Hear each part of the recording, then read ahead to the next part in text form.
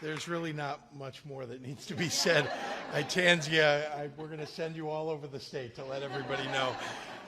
Anyway, happy to take any questions from members of the media. The Safety Act, if you could just share your thoughts on what's going on with the Safety Act and the Supreme Court. Sure. Well, just to clarify, the decision by the Kankakee judge was about the Pretrial Fairness Act, which is a piece of the Safety Act. And the rest of the Safety Act has gone into effect, much of it already before January 1. And obviously, I signed the law and the legislators voted for it, and there is I think a common and comfortable belief that it is constitutional. But the court system will, make a ruling on it through the Supreme Court sometime in the next few months. I'm disappointed that there's a delay in the implementation. Justice shouldn't be delayed, and we want our neighborhoods to be safer, and putting the Pretrial Fairness Act into effect will make our neighborhoods safer. If they decide against it, what then? Well, then we'll come back at it. We're going to continue to focus on public safety, on making sure that, in my view, someone who's wealthier shouldn't just be able to buy their way out of jail when they've committed a violent crime, when someone who's poor can't, hasn't committed a violent crime and will sit in jail. So the whole purpose here is fairness, and I think that we will continue to fight for that. I mean, I think those of us who believe in this know that there's even more work to do, but I am comfortable and confident that this is constitutional. All right. Thank you, everyone. Thank you. Appreciate it. Well, I very much appreciate the welcome, Troy, and as you and I were saying earlier, when we talked about this project back in 2019, it was kind of a glint in our eye. And we weren't sure at the time whether we'd be able to do something this substantial. And at the time, there could have just been renovations that were undertaken, but this is a big, big deal, and we are really excited about it. I want to express my sincere thanks to the union tradesmen and women who have worked on this project. They really put their heart and soul into it, and you can see the quality of the work. I know that everybody will enjoy the quality of the work once these buildings are open. The designers from Perkins Eastman, the Veterans United constructors, including Alberici Construction, River City Construction, and HDR Architects, plus 80 subcontractors and suppliers, nearly half of which are minority owned.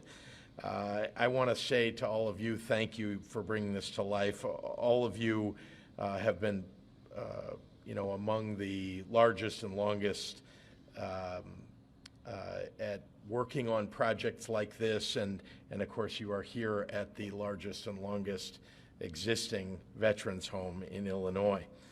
I also want to express my special thanks to the United States Department of Veterans Affairs and the Illinois Capital Development Board for helping to fund and coordinate one of the largest construction projects in the entire state. And of course, thank you to the Illinois Department of Veterans Affairs and our director, Terry Prince, and his staff for their perseverance in bringing this to fruition. Already the new Illinois Veterans Home here at Quincy is shaping up to be a work of art. Each of the campus's new single occupancy rooms truly feels like home, and the skilled nursing facility will deliver on a resident-centered model of care that our heroes truly deserve.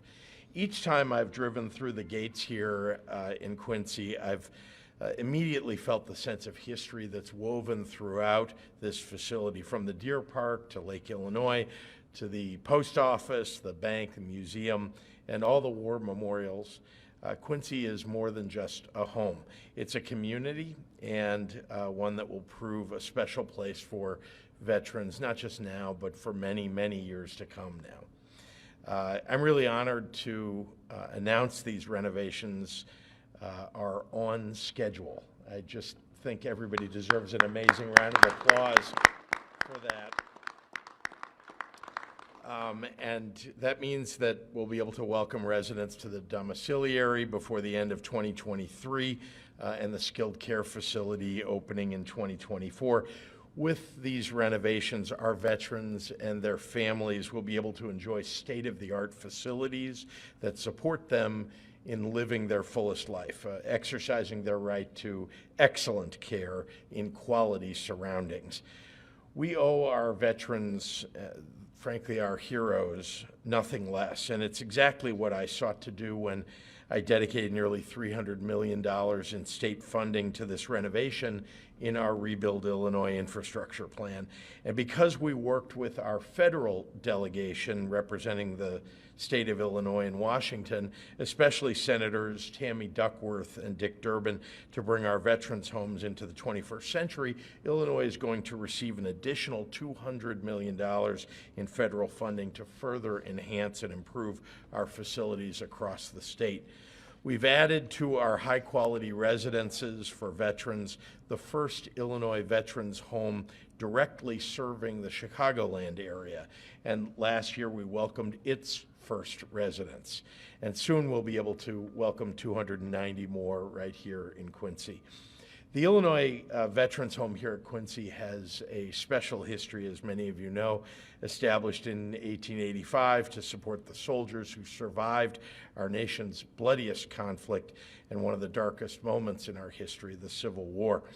Thanks to their leadership, sacrifice, courage, and faith, our nation found its way back together and moved forward.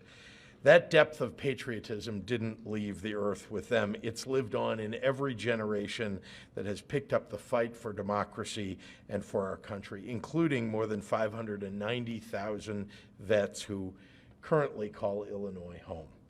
So in all that we do, we must strive to live up to the example and legacy that our veterans have offered us, from the Army to the Air Force to the Navy, Marines, Coast Guard, and National Guard. It's my mission that Illinois will provide every possible support for our military men and women, their families, and our veterans, those who have made sacrifice upon sacrifice so that all of us can live free. To all the elected officials and community members here and listening today, as we look forward to the years ahead, I pledge my continued partnership in strengthening and enhancing our veteran services and facilities in every sector. And I look forward to working with you to ensure that there is no better home for the brave than the great state of Illinois. So thank you all again for coming today. And with that, I'd like to turn it over to the man at the helm of protecting and supporting our veterans community here in Illinois, serving our country for more than 30 years himself, our IDVA director, Terry Prince. Terry?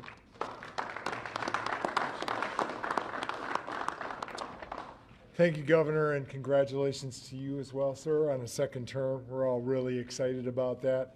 I'm going to go off script and say I've had the distinct pleasure of serving with this administration and having two veterans, state-of-the-art veterans homes being constructed and or opened in the state of Illinois, as it was mentioned, Chicago, and soon to be Quincy. So, sir, thank you for your dedication to that as well. I look forward to advancing the mission that the governor mentioned for veterans, their families, and survivors throughout with our team at IDVA and with our dedicated partners across the state. Since I joined IDVA in April of 2021, I've had the distinct privilege of working alongside Troy Culbertson and his amazing team here at Quincy. In fact, this was the first veterans home I visited, probably April 3rd of that same year. So the first and finest, as I would say. And so, Troy, thank you for what you're doing. Your attention and your team's attention to caring for the whole person, meeting the veterans' medical needs, while also providing the environment where they can bring joy to their life, is evident in every decision that you're making.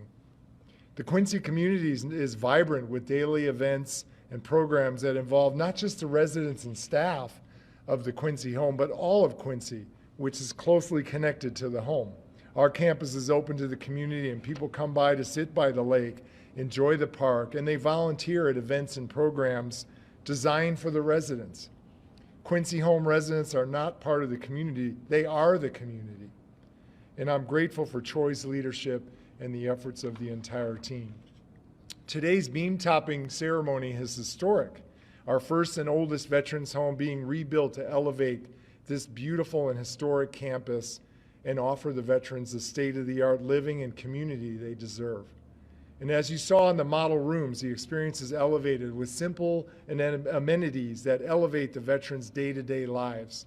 Larger rooms and living spaces, closets and personal bathrooms, systems that respect their privacy, simple things that are transformative, such as buffet-style eating, access to therapeutic equipment in our physical therapy center, and resident amenities in our theaters, cafe, classroom, prayers, pub, and even a spa.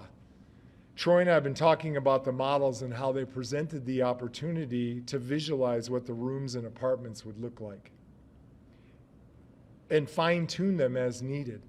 And it's meticulous and intentional and will result in the best product for our veterans. IDVA's mission is to ensure that veterans and their families thrive in Illinois. By building this new veterans home on this hallowed ground of Quincy, our treasured heroes will not just live in a brand new state-of-the-art facility on a historic campus, they will truly thrive in Illinois. This magnificent facility represents the state's commitment to veterans and their families. And again, we're grateful for the governor's support, the work of the Capital Development Board, and finally our incredible partners on the construction team for addressing the unique needs of the veterans and the home. So with that being said, please allow me to introduce someone I'm really proud to work alongside, an individual who's been in state government since 2021 and currently serves as the director of the Illinois Capital Development Board. Ladies and gentlemen, Mr. Jim Underwood. I think that was 2001. Yes, sir. Good morning, everyone. This is a great day. And on behalf of the Illinois Capital Development Board, I'm thrilled to be here today to mark the progress at Quincy Veterans Home. The signed steel beam is evidence of the commitment and the teamwork involved in bringing these new facilities to fruition for our state's veterans. Thank you to Governor Pritzker and the General Assembly for passing the Rebuild Illinois Capital Program and has provided nearly $300 million in critical funding for this project. I would like to thank DVA Director Terry Prince, Gwen Deal, and the DVA staff who have been instrumental in getting this project off the ground. We also want to recognize Troy Culbertson and the staff and residents at the Quincy Veterans Home for your continued support and partnership. The scope of work for the Quincy Veterans Home includes a campus rehabilitations to buildings, infrastructure, utilities, and landscaping. Construction began in the summer of 2021 with the demolition of existing buildings within the footprint of the new buildings you're coming to life you're seeing today. The long-term care facility is projected to house 210 skilled care beds with full amenities for its residents. Constructed with veteran families in mind, the new domiciliary will host 80 independent living units large enough to accommodate veteran spouses and children. We are grateful for our hardworking construction teams that continue to ensure the new long-term care facility and the domiciliary remain on schedule and are built with great care for its future residents. Veterans United Constructors has done a tremendous job. There are currently over 80 first-tier subcontractors and suppliers and over 150 tradesmen and women working at this project site.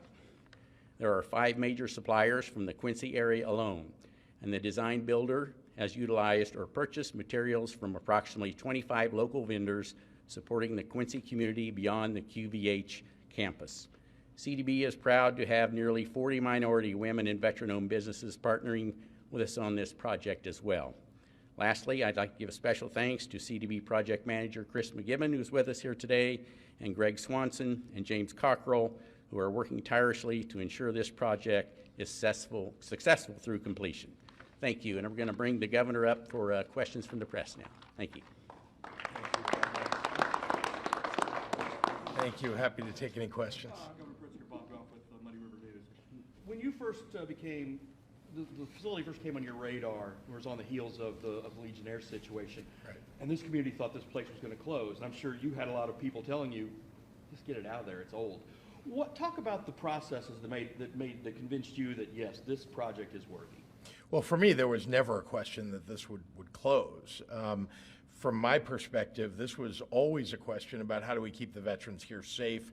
Was it going to be renovating buildings, changing out the water plant situation here, or just there were a lot of people saying, hey, just rip out the plumbing and redo that, and you'll have a much better, safer system. But truthfully, when I talk to experts about what the right thing to do, the most cost-effective thing, and that would keep our veterans safe, the best thing to do was upgrade the facilities here, because we have veterans who will be coming to live in our veterans' homes for many years to come.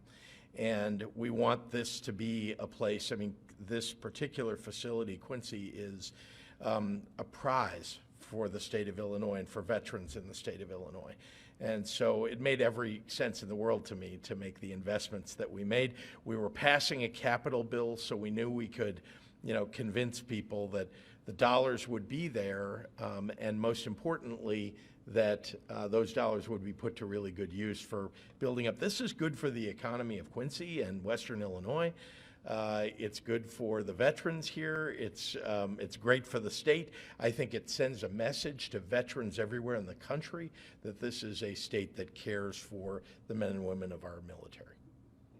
Thank you. Governor, Mark Yes, sir. Meyer, WGEM. You've mentioned $500 million, I believe, is a figure we're hearing in terms of funding. Can you guarantee that that's enough to complete the job right now? Why or why not? I should probably ask our experts here, but I can tell you that we're on schedule and on budget.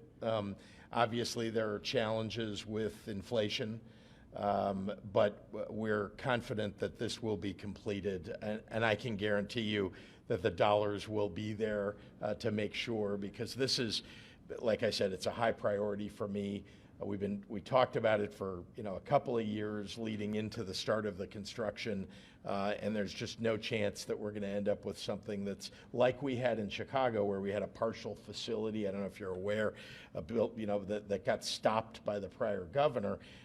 It's a ridiculous thing to do when we had the opportunity to finish it, and get people moved in. So I can guarantee you that as long as I'm governor anyway, this project will get finished.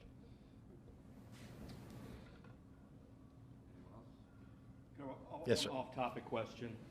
Adams County Sheriff, several downstate sheriffs, and a lot of the county boards have really come out pretty strong against the gun ban the gun law you just signed. What is your message to those people who've kind of said, look, we might turn a blind eye to this thing? Well, the first thing I'd say is they took an oath of office to uphold the law. As law enforcement, that's their job, and I expect them to do that job. You can have all the resolutions and declarations that you want.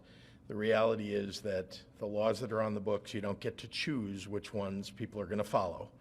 If you don't like it, go petition for a change in the legislation or in Springfield. But as it is, you don't get to decide I'm going to drive 150 miles an hour on the highway and there should be no consequences. And the same thing is true about carrying out the assault weapons ban and a ban on high-capacity magazines, and also switches that are changing regular guns into essentially machine guns or automatic weapons. So I think we did the right thing. It was a consensus. There even was a Republican vote for it, and an overwhelming support across the state of Illinois, including in downstate Illinois, for this kind of a ban. Remember, nobody's guns are getting taken away from them. There are plenty of other weapons that aren't covered at all by this ban, and this ban is really focused on the same kinds of weapons that were banned by the federal government for 10 years, and we saw a significant downdraft in the number of people who were shot and killed as a result of the passage of that assault weapons ban. We expect the same thing to happen here in Illinois. Thank you, Governor. We can take one more if anyone has. Nope. All right. Thank you, everyone. Thank you. Yes, Yes, sir. Off-topic question. Adams County Sheriff, several downstate sheriffs, and a lot of the county boards have really come out pretty strong against the gun ban the gun law you just signed. What is your message to those people who've kind of said, look, we might turn a blind eye to this thing? Well, the first thing I'd say is they took an oath of office to uphold the law. As law enforcement, that's their job, and I expect them to do that job. You can have all the resolutions and declarations that you want. The reality is that the laws that are on the books, you don't get to choose which ones people are going to follow. If you don't like it, go petition for a change in the legislation or in Springfield. But as it is, you don't get to decide I'm going to drive 150 miles an hour on the highway and there should be no consequences. And the same thing is true about carrying out the assault weapons ban and a ban on high-capacity magazines, and also switches that are changing regular guns into essentially machine guns or automatic weapons. So I think we did the right thing. It was a consensus. There even was a Republican vote for it, and overwhelming support across the state of Illinois, including in downstate Illinois, for this kind of a ban.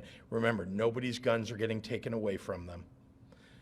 There are plenty of other weapons that aren't covered at all by this ban, and this ban is really focused on the same kinds of weapons that were banned by the federal government for 10 years, and we saw a significant downdraft in the number of people who were shot and killed as a result of the passage of that assault weapons ban. We expect the same thing to happen here in Illinois.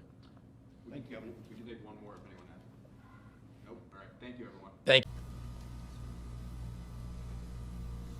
I have one more. Yes, sir. We've heard that you might be going to Davos for the conference there.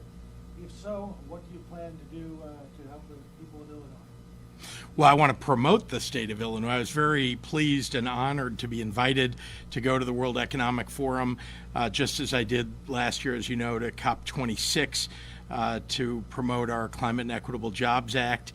While I'm in Davos, I'll be meeting with national leaders here from the United States, but also international leaders, and promoting commerce for the state of Illinois, as well as the ideas that have really come forth from the state of Illinois that I think others may want to follow. The conference made up of world leaders.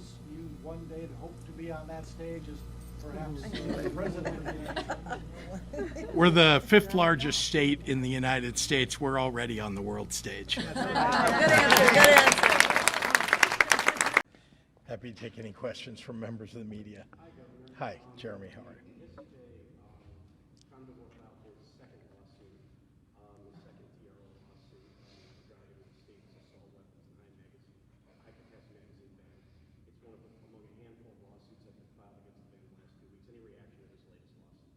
No, it's just more of the same. These are folks who are in the super minority among the public, super minority in terms of elected officials, people who lost elections, who now seeing that they don't like policy that they couldn't win at the ballot box on, that they now hope that they can take to state court and win with a local judge.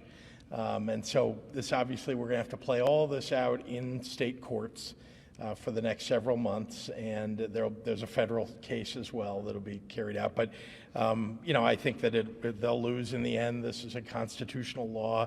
It's been in effect in 8 other states. We're simply the 9th state to have passed and signed and put into law an assault weapons ban that will save lives.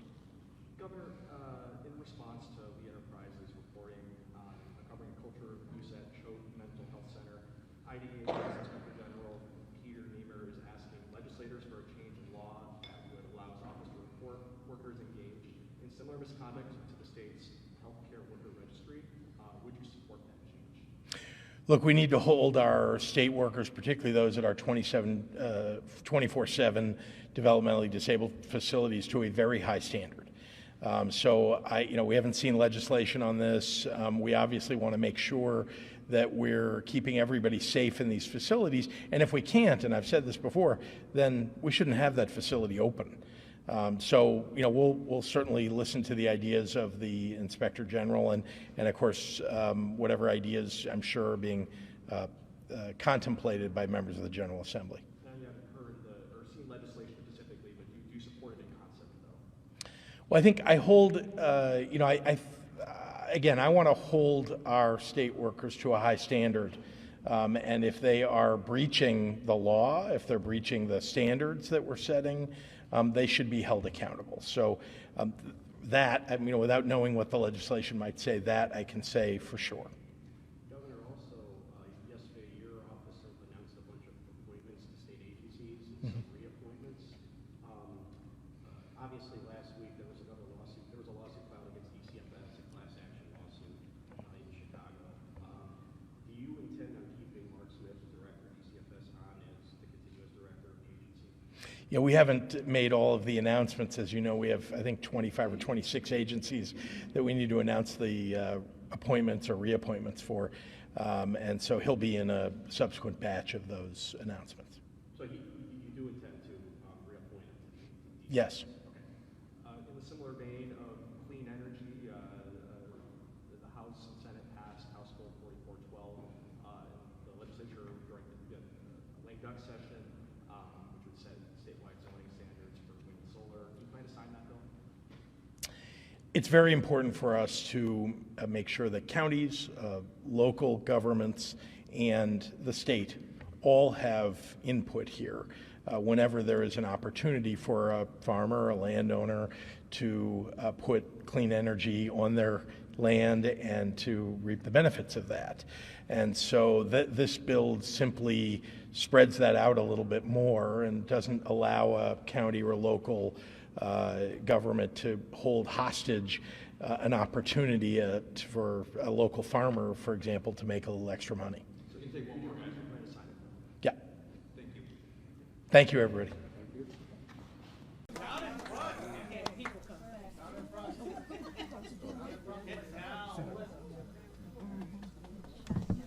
Well, oh, maybe you want to go around the other side? Thank you. There you go. You want to go stand on the side?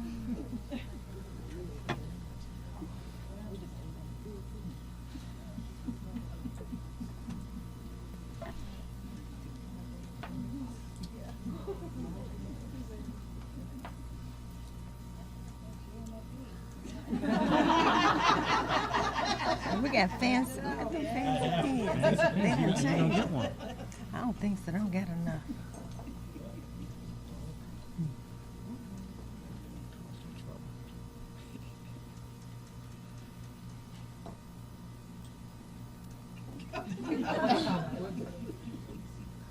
Awesome. Awesome. Amen.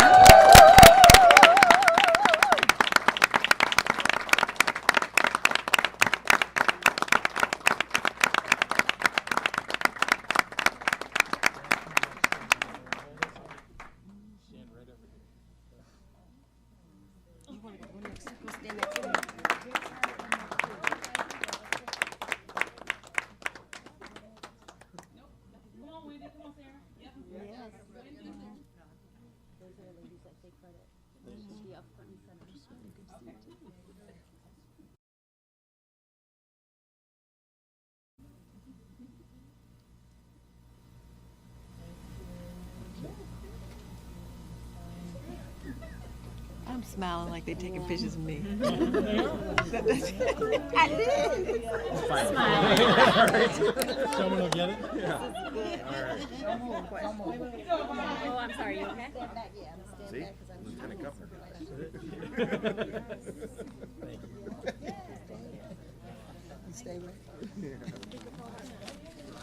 Okay, I'm going to take a few questions, and and then we'll wrap it up. Happy to take any questions from members of the media. Yes, ma'am. Good to see you. Hoping that we can stress that this really is something that provides more than just sick leave, which, as we know, is already guaranteed for workers within the city of Chicago, but it's really something that is paid leave for any reason. That's right. And it's what's important to recognize is that there are an awful lot of people outside of the city of Chicago who before today did not have any guaranteed paid time off. And so this sets a floor for all of them, and also recognizes how important it is that we allow families to take just that. Sometimes life gets in the way. Someone said, work gets in the way of life. Sometimes life gets in the way of life. Things happen in your life that are maybe small emergencies to someone else, but a big emergency in your own life. And so this is just one way and one beginning to what needs to happen to guarantee the rights of workers. Governor, have you met with Paul Vallis and Brandon Johnson? Have they asked for your endorsement, and what have you told them?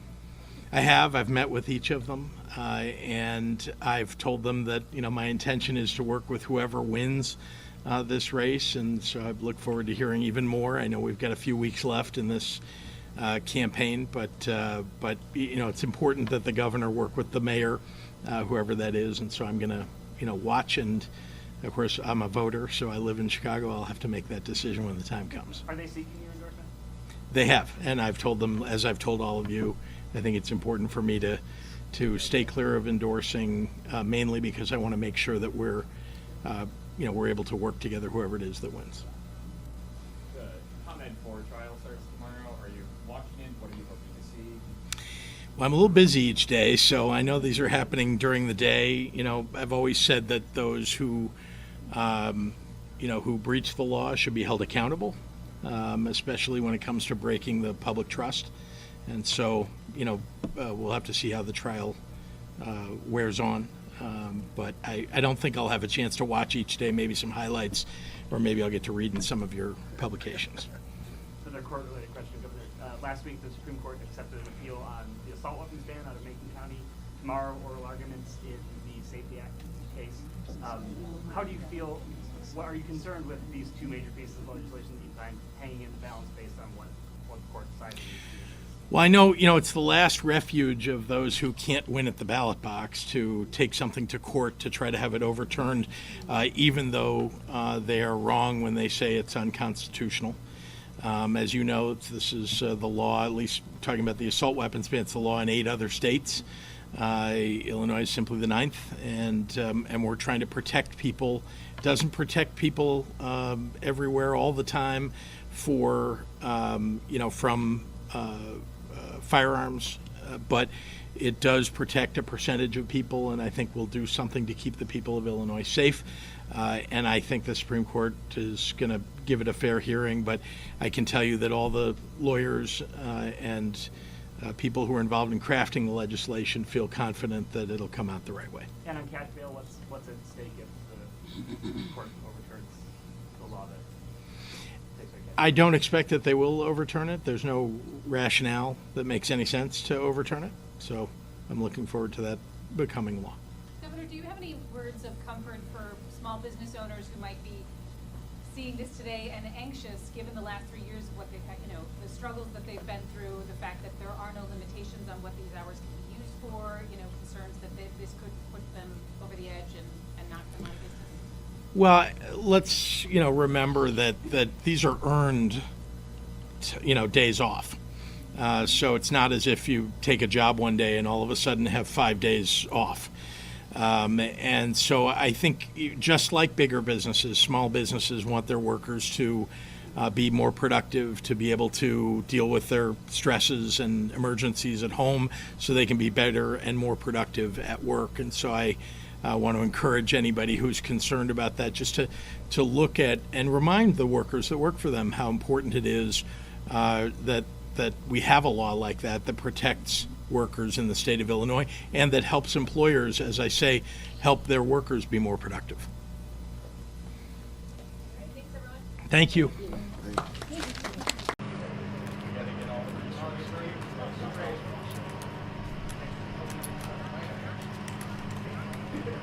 Terrific.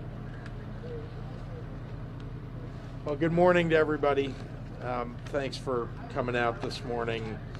I'm here at the Apollo Theater here in Belvedere alongside our Illinois Emergency Management Agency staff and, of course, our IEMA Director, Alicia Tate-Nadeau, Mayor Clint Morris, Senator Steve Stottleman, the Chairman of the County, Representative Dave Vella, and additional state and local emergency management staff. I'm really tremendously grateful to the residents here in Belvedere and to the concert goers and the first responders who risked their lives on Friday night to pull people out of the rubble and the wreckage after the EF1 tornado touched down here. Lives were saved because of the quick work of the people who live here and worked here to get that done. There have been teams on the ground throughout the region responding to the severe storms that came through Belvedere and all the surrounding areas. It brings me great sorrow to confirm to all of you at this time, one individual lost his life, 48 others were treated at the hospital, five remain in critical condition. Our gratitude is endless for the lives that were saved, but I hope that you'll all join me in silence and prayer for the injured who face a long road to recovery, and for the deceased, Fred Livingston Jr. and his loved ones. So I ask you for a moment of silence.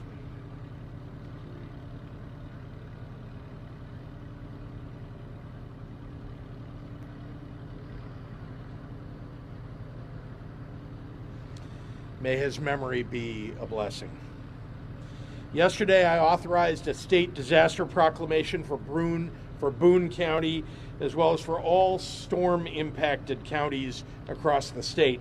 This will facilitate the delivery of resources to these communities, those who have been affected.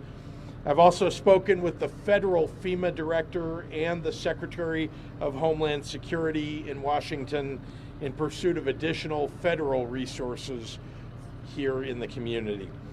The Illinois Emergency Management Agency is working alongside local officials to assess storm impacts throughout the state.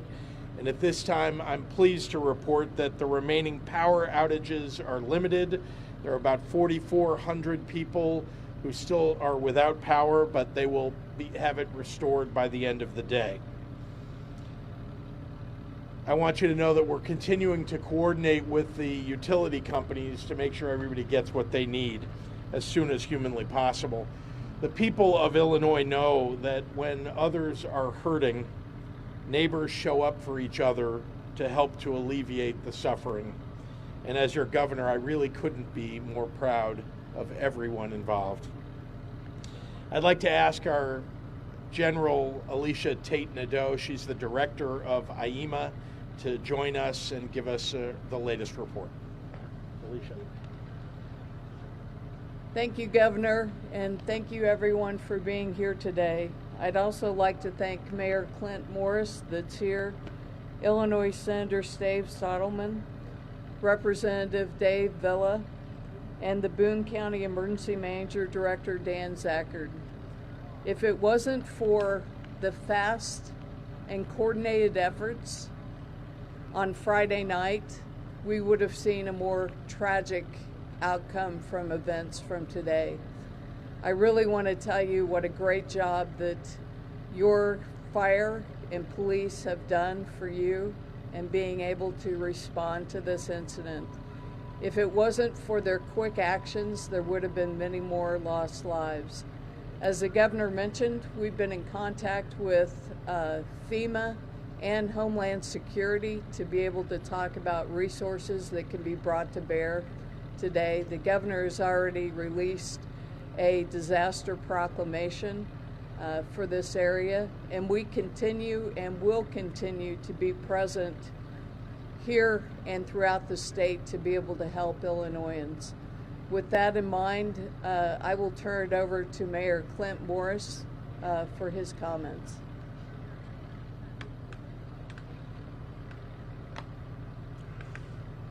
Well, thank you, Governor Pritzker. Thank you, Alicia. Thank you, Senator Stottleman and Representative Vella. At approximately 7:30 p.m. this past Friday, tornadoes, high winds devastated the city of Belvedere, and this was just 36 hours ago. As you can see, we're a city that takes action. This was completely a site that was unsafe. We determined very quickly, with the help of certain individuals, that this would be, it would be safe and we would be able to clean it up. The Apollo Theater has been devastated by this event. As well, Fred Livingston Jr. of Belvedere tragically lost his life, and approximately 50 people attending an event here were injured, some critically. Our community is heartbroken. Our thoughts and prayers continue for Fred Livingston, his families, his loved ones, and all those injured at this tragedy. Police Chief Shane Woody called me with his assessment of this site shortly after 8:15 p.m., and it was not good. On scene within an hour, I witnessed a response from Belvedere Fire, Police, and many other area first responders that was truly remarkable. I want to recognize and thank Belvedere Fire Chief Sean Shadle, Belvedere Police Chief Shane Woody, and our rank and file personnel with these departments for their heroic efforts during this emergency. As well, all other first responders who treated and transported the injured, saving lives. I also want to thank Brent Anderson and our entire Public Works Department for their tireless work these past few days to help restore our city. I would be remiss if I didn't thank the citizens that I witnessed helping immediately after this tragedy. Former Mayor Brereton, there were aldermen here. We had retired police and personnel, sheriff's personnel. I had a state representative, Dave Vella, who was here as well. As hundreds of calls to me with offers of help and support, and I thank you. As mayor, I couldn't ask for any better help. On scene Friday, I received a call at approximately 9:20 Friday night from State IEMA Director Alicia Tate Nadeau, offering unconditional assistance. Thank you, Alicia. A few minutes later, I received a call from Governor Pritzker. The governor called me with condolences and concern for our community and his assurance and commitment of state resources to assist and help the city of Belvedere and Boone County residents in any way possible. This morning, I want to personally thank Governor Pritzker for his phone call, his kind words, and his support Friday night, and for keeping his word as he stands here with us this morning, issuing Belvedere, Boone County with a disaster proclamation that offers assistance, help, and hope for the residents of Belvedere and Boone County in our recovery. On behalf of the city of Belvedere, I want to thank you, Governor, for being here this morning. I also want you to know Belvedere is a strong community, and we started our recovery on Friday evening. Your visit here this morning is help to continue our recovery.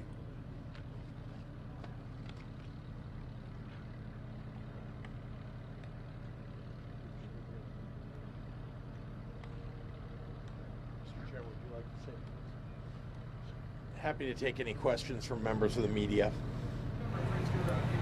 Chicago here. I saw you talking to the fire department. What was your reaction when you heard just how quickly everything happened? Well, I think the most notable thing is that in the midst of this tragedy, so many people showed up here to help out. Yes, the fire department is only about a block and a half that way, and they were here in moments, really. But so too were the concert goers helping each other, and people who live in the surrounding community showing up to remove the rubble, to help people out, to get them out from underneath the damaged building. So I think it's just incredibly impressive, frankly, and the mayor said it best, this is a strong community, and it showed up for each other on Friday night. question maybe for you or for Director Tate. You guys are trying to calculate the total cost of all the damages around the community. How long does that process take? Any idea of where that may stand? I'll ask General Ditto.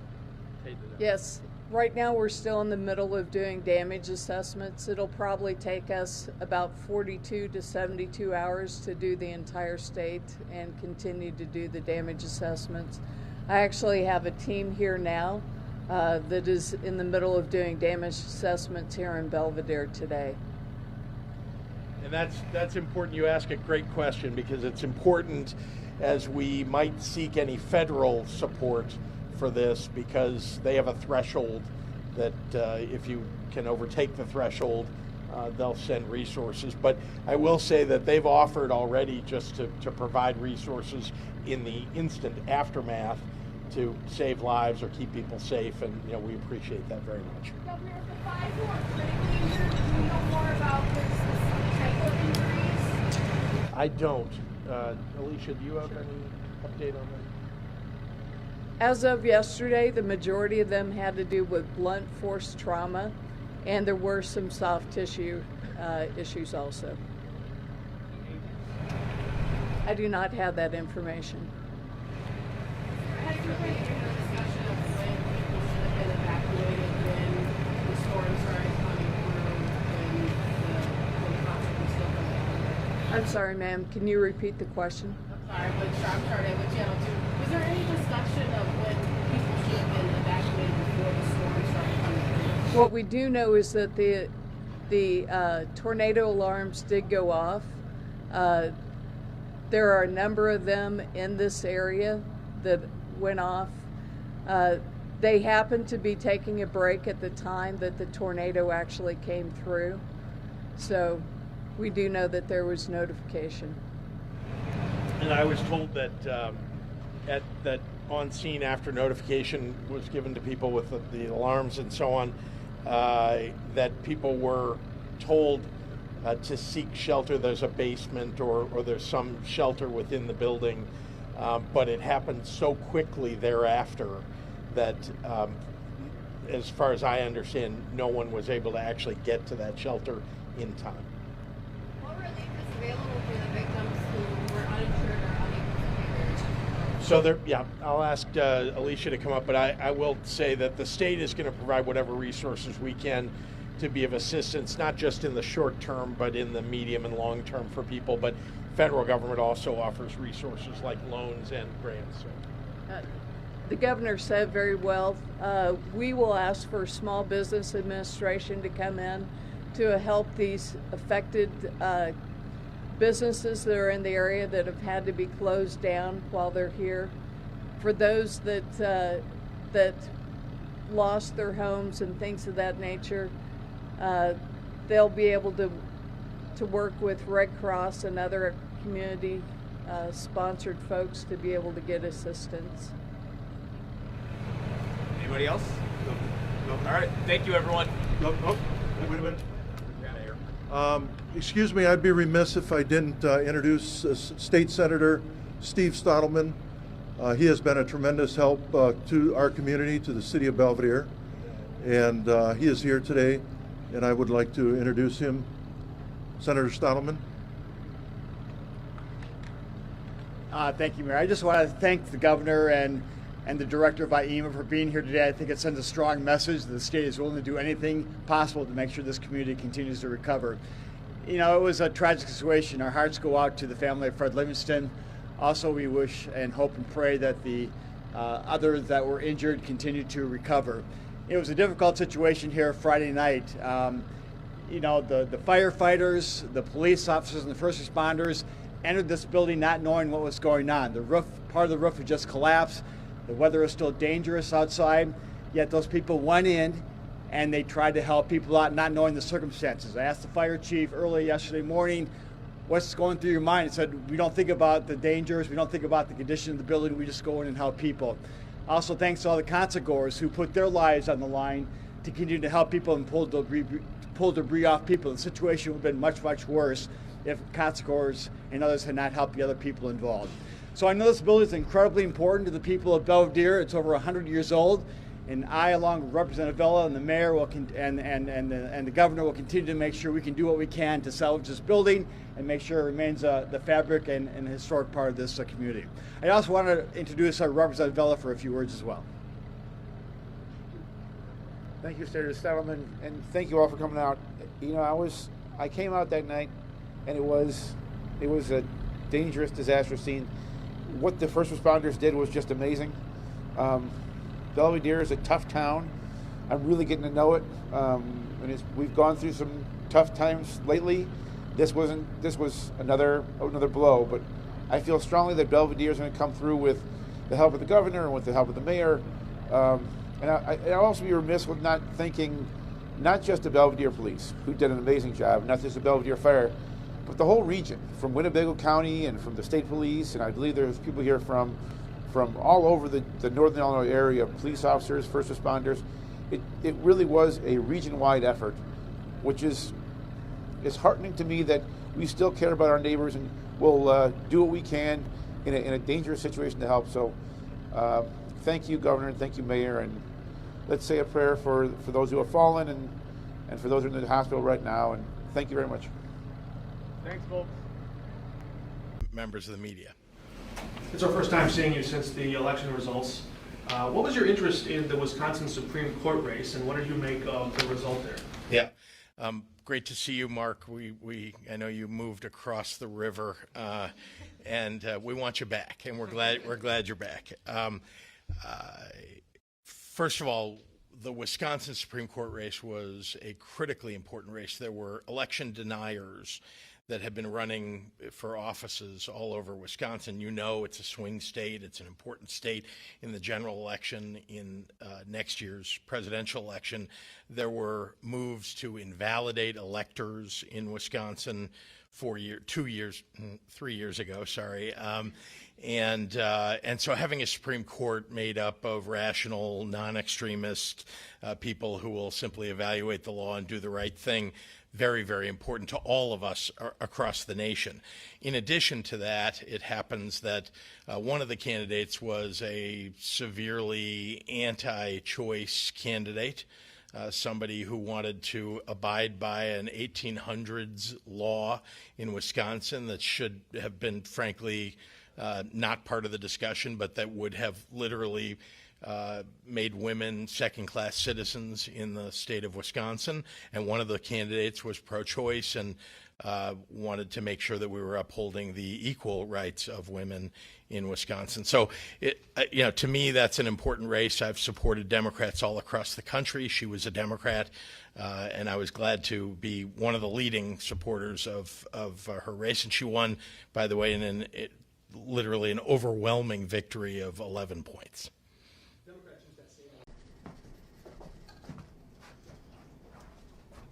Well, it's great to be here with the mayor-elect. We had a terrific meeting. I want to be clear to everybody that we share a lot in common, our desire to lift up the people of the city of Chicago, to make sure we're addressing the most urgent issues and growing the economy of the city, because that helps grow the economy of the state of Illinois. So job creation and entrepreneurship, small businesses, and making sure that we're creating an avenue for success for everybody in our city. So with that, I'll turn it over to the mayor-elect. Thank you, Governor. And as the governor indicated, that the level of compassion as well as collaboration and the ability to demonstrate competence, these are all dynamics that we share. The city of Chicago, of course, is an amazing place to raise a family and bringing people together. Those who want to see our city divided, today is a very clear day and an indication that those are the politics of old. And so I'm grateful that the governor has certainly re-emphasized his commitment to make sure that the city of Chicago maintains its status as a world-class city by investing in the neighborhoods that, quite frankly, have been short for too long. And so I'm very much impressed by the governor's compassion and love, and it's great to have a real partner to not only rebuild our city, but to make sure that individuals who wish to be small business owners and larger corporations can actually have a city that works and an entire body of government at every single level that's willing to work together. So thank you very much. Happy to take any questions from members of the media. Governor, was the mayor-elect's tax plan that he campaigned on, was that discussed, and are there any elements of that tax plan you would not support? We did not discuss that in this meeting, and what we did discuss was, of course, making sure that the city of Chicago is able to balance its budget, and the state of Illinois too, and that we share that challenge in common at all times. Are there any elements that you don't support, though? We did not discuss during this meeting. There are things that I've campaigned on that that I think we'll have conversations about that the mayor-elect campaigned on. I just would give the one example that I'll give is that obviously what we all want is a thriving financial services economy in the state and the city, and it's been that way. And I have not stood for a transaction tax because I think it would be easy for those companies and servers to move out of the state. But I do know that the challenge of finding balance between expenditures and revenue is not lost on me. I came into a difficult situation, and I know the mayor-elect similarly wants very much to serve the people of Chicago properly and balance the budget at the same time. Governor, depending on who we talk to, you and the General Assembly may have to sign off on an aviation fuel tax increase that the mayor-elect has proposed. Good idea, bad idea? We haven't talked about any of those issues, but I will say the General Assembly, of course, is in full force. They're in session, and I know that the mayor-elect intends to have dialogue with leaders in the General Assembly to talk about those things and more. Mayor-elect, one of the things Mayor-elect wanted to get done when she first came into office that she didn't get done was the real estate transfer tax. Is that something that you want the legislature to get done this spring? And Governor, is that something that you support? Again, the budget plan that I've proposed, deals with the structural challenges that the city of Chicago has been facing.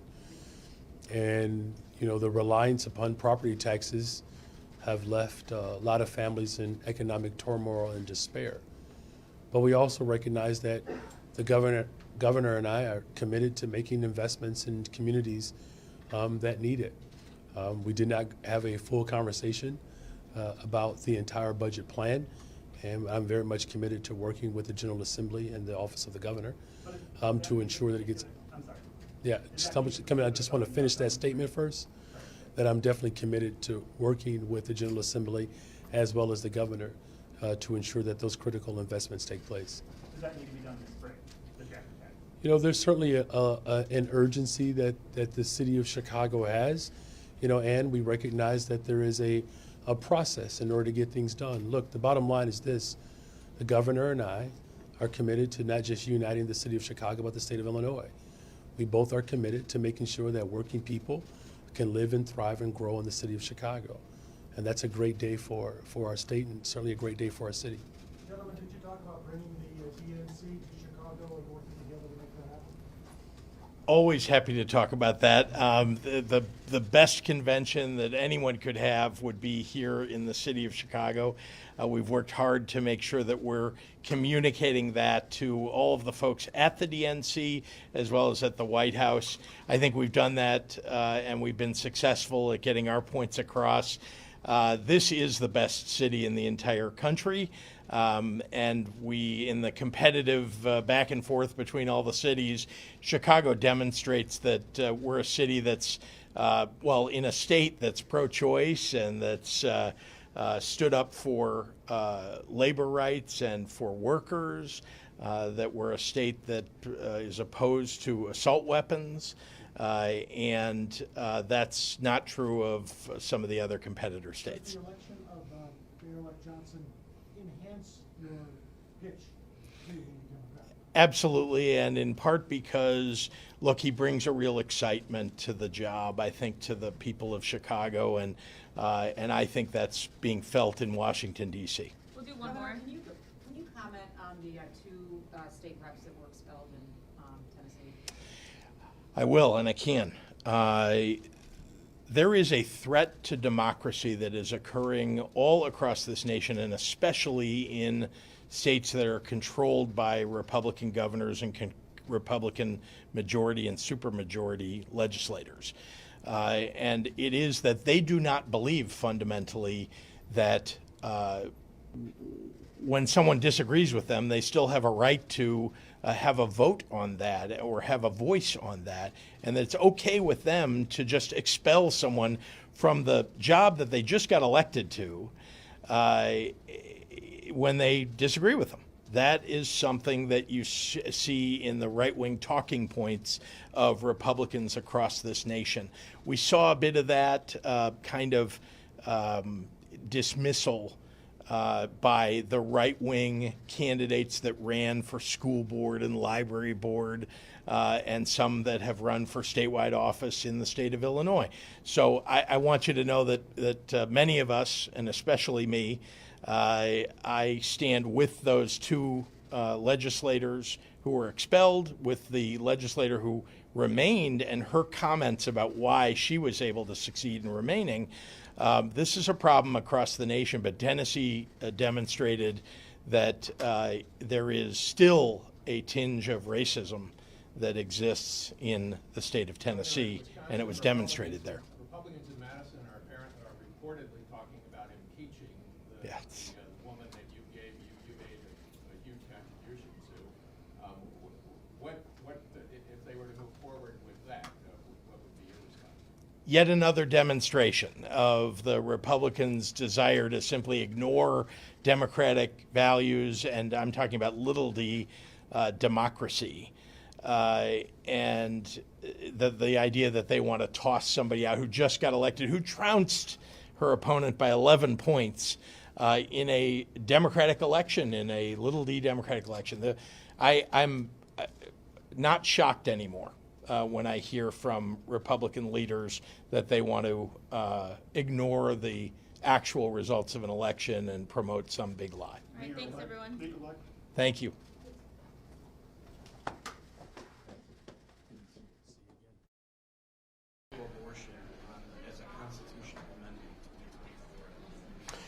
Well, obviously that's something the legislature is going to have to determine.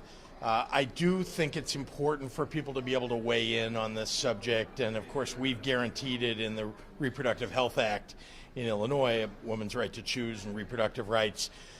So we'll have to see what the legislature decides to do on it. Governor, Ron DeSantis is coming to Central Illinois in a few weeks to give a speech at a Lincoln Day dinner. Do you have a message to him as he comes to visit the state?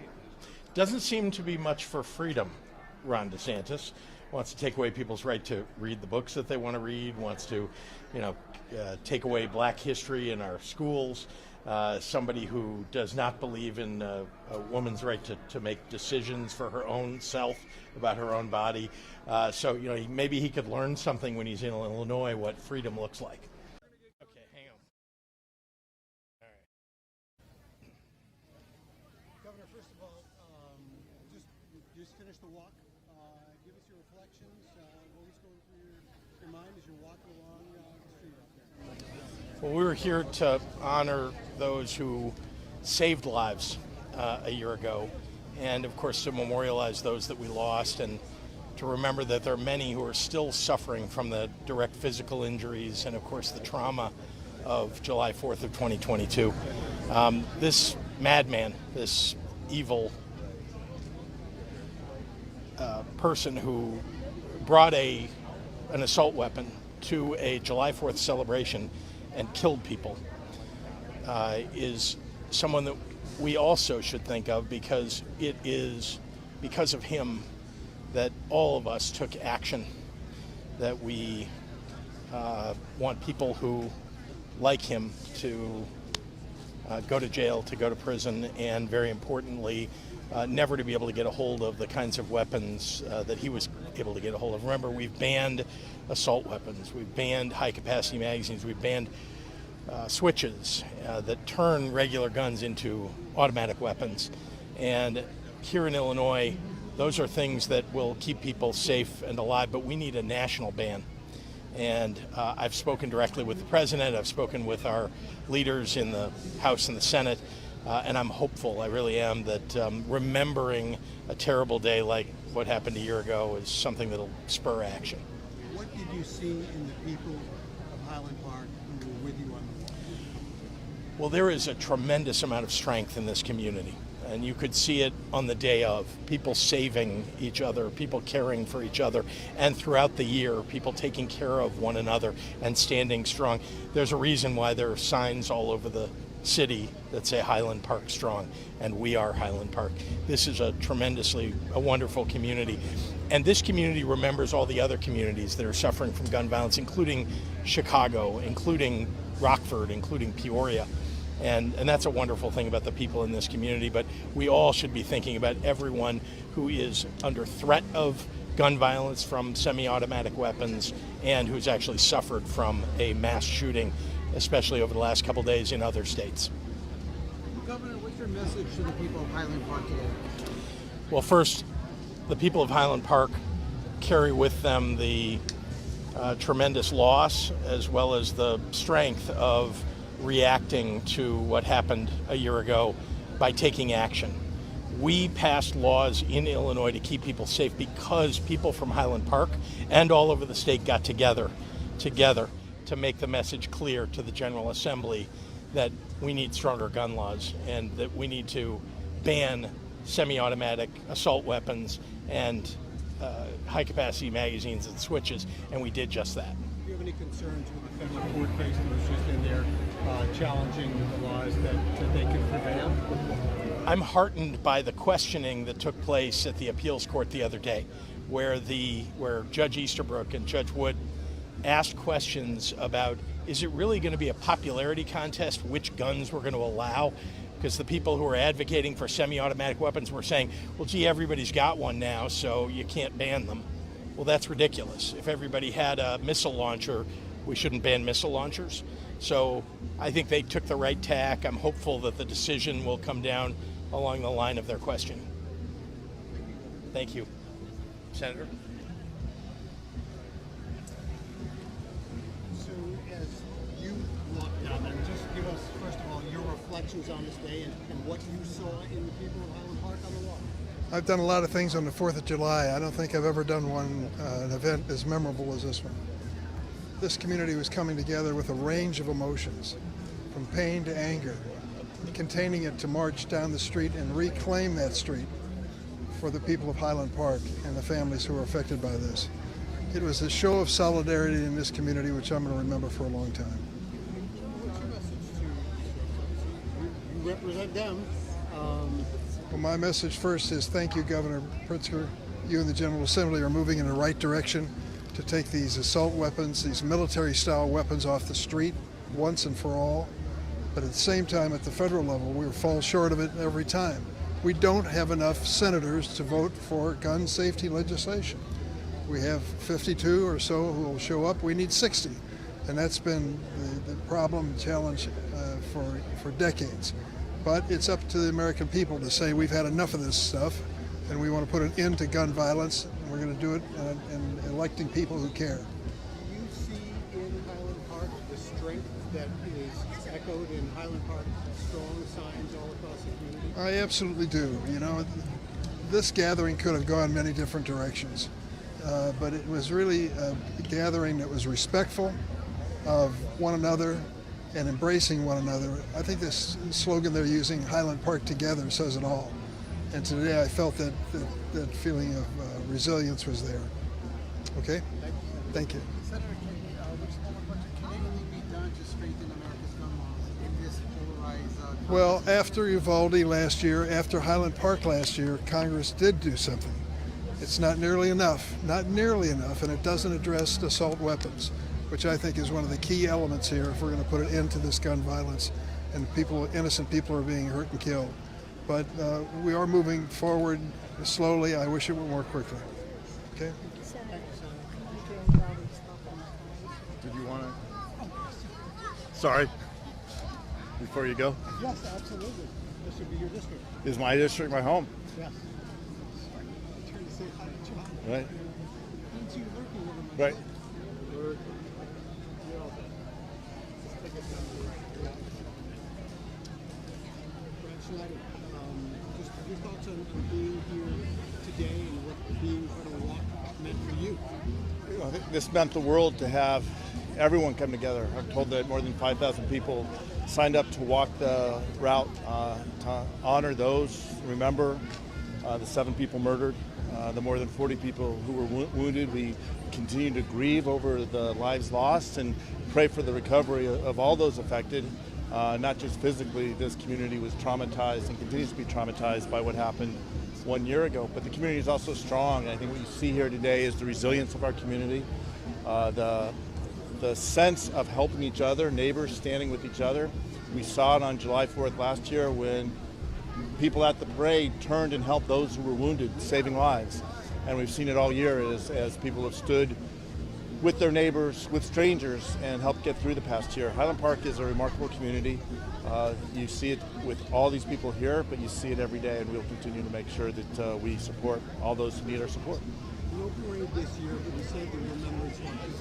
Does this seem like the best way to honor those who were lost and to reflect on this past year? So I have to give credit to Nancy Rotering and the entire City Council. There's no best way to get through a difficult situation like we're suffering.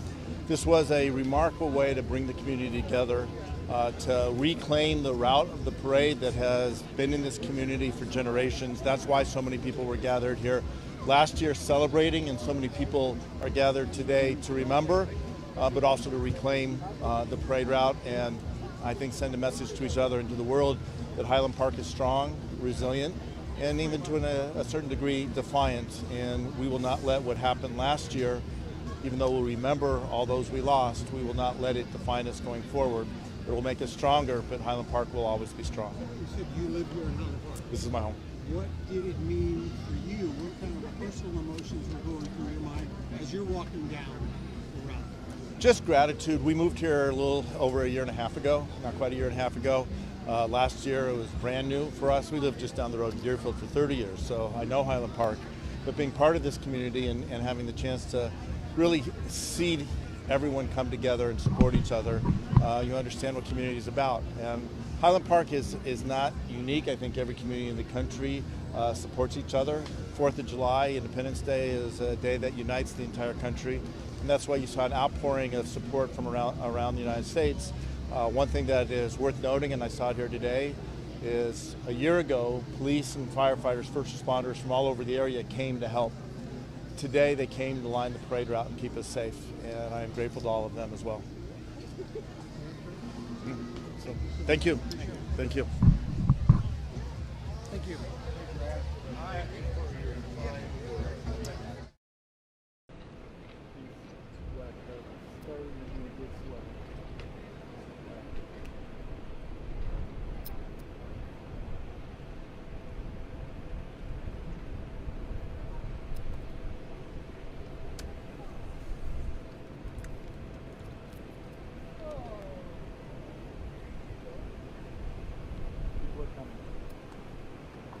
It's also important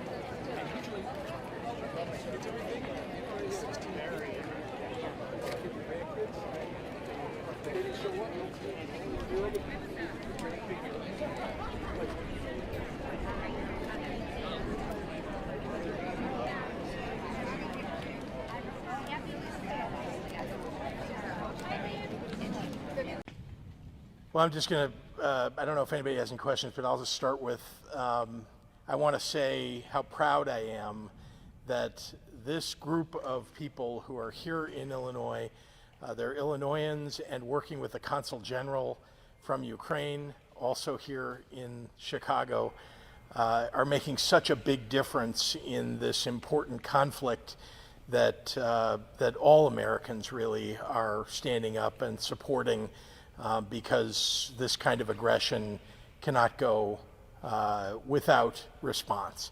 And so I must say they are saving lives, and especially young Lily Manson, who came up with the idea to make this happen, and whose father and she have worked together to make all of these ambulances an opportunity to save lives, and Ukrainian lives, in a terrible conflict. So we're very grateful and also very proud to be associated with them. And I know everybody in Illinois joins me in thanking them for the work that they've done. And I'm happy to take any questions that you may have. Hey, Governor. Hey, how are you, John? AFSCME Council 31 announced that it came to a tentative agreement just after 12 a.m. on Saturday. Do you have any general reaction to this tentative agreement? And can you say how much money was added to the budget for fiscal year 2024 to accommodate this agreement? In answer to the first part of your question, no, because it is still being considered by their membership, and so I want them to have the opportunity to review it themselves and discuss. I'm pleased that a tentative agreement has been reached, and of course it's been a friendly negotiation in the sense that we knew on both sides that we needed to reach an agreement, and it was reached roughly on time by the end of the fiscal year. So we're pleased. We have great state workers in the state of Illinois. They do terrific work for the people of Illinois, and it's important that we reach an agreement, and one that is mutually satisfactory, both for the workers of Illinois, the state workers, as well as for the taxpayers of Illinois. You know, last year with the passage of the Workers' Rights Amendment, I mean, what impact do you foresee that amendment having on this budget and future budgets, considering there could be a wider array of workers who are eligible to be unionized, including with AFSCME or any of the other unions that represent state workers? That's hard to measure. I will say that in the negotiation here, there wasn't any discussion about the Workers' Rights Amendment. This negotiation looked very much like the negotiation 4 years ago that we had. I think, again, when you come to the table with goodwill in your heart to try to reach agreement, and I think both sides did that, even when sometimes you have small disagreements in the process, the end result will be one that we can all be proud of, and here we reached one that I think everybody is proud of. Governor, Mayor Johnson said on Monday that he was going to ask you to issue a declaration of disaster given the flood that affected Chicago and the suburban area. Are you planning to do so? Is there any timeline?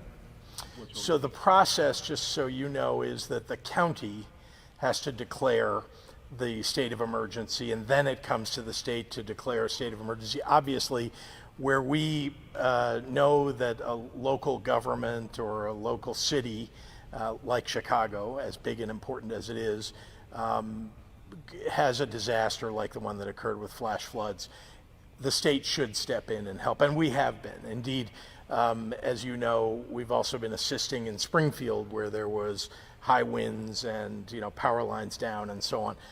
So we're going to be as helpful as we can possibly be in the city of Chicago, and a declaration of disaster in the state really allows us just to help with more resources, and we'll always be willing to do that for local governments that suffer from this kind of disaster. The other issue seems to be the way the Metropolitan Reclamation District has been managing the drainage of the water. Is there any way the state can mediate between the suburbs and the city to decide who gets the water and who doesn't? That's not a function for the state to intervene in. However, certainly making sure, yes, but certainly making sure that they are doing their work and their job properly. That's something that all of us in state government want to see. Yeah, thank you. How many ambulances total, Governor? You know what, I'm going to let well, I could tell you 51, not here, but 51 in total, right, that I've heard. Yeah, but why don't we let... The energy around here is because my staff is going absolutely crazy that we are having this kind of event, that the governor is here, and as I look around this room, I've been in this business 40 years. Featherfist has been around since 1984, and I feel like I'm at a service provider's barbecue. I see everybody here. So I was feeling bad, you know, saying, wow, I've been doing this so long and this and the other. And then I see you all. I'm like, hey, we haven't given up yet, right? Haven't given up yet. Again, thanks for being here. Leadership staff is here. I want to acknowledge a couple of people before I do anything else, because when I started Featherfist, I was out there, you know, under Laura Wacker and, you know, helping people and giving out communion after Sunday Mass and things like that. And my family started talking to me, my neighbors started putting things on the front porch and so forth. And I said, I want to get this organized. I want to let's see if we can build a better mousetrap. And the two people I talked to were Arena Brown, who is right there, wave your hands, Arena Brown.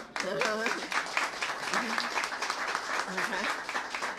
And Stacy Anawischke, over there. Okay. Okay. Who now really runs everything, including my life. Okay. Okay. And she likes to quote the Bible to me, you know, that you get older and the children become the parents and all that kind of stuff. So I'm trying to get used to that way of thinking. We're here today to talk about the Illinois plan to end homelessness. If you've been around as long as we have,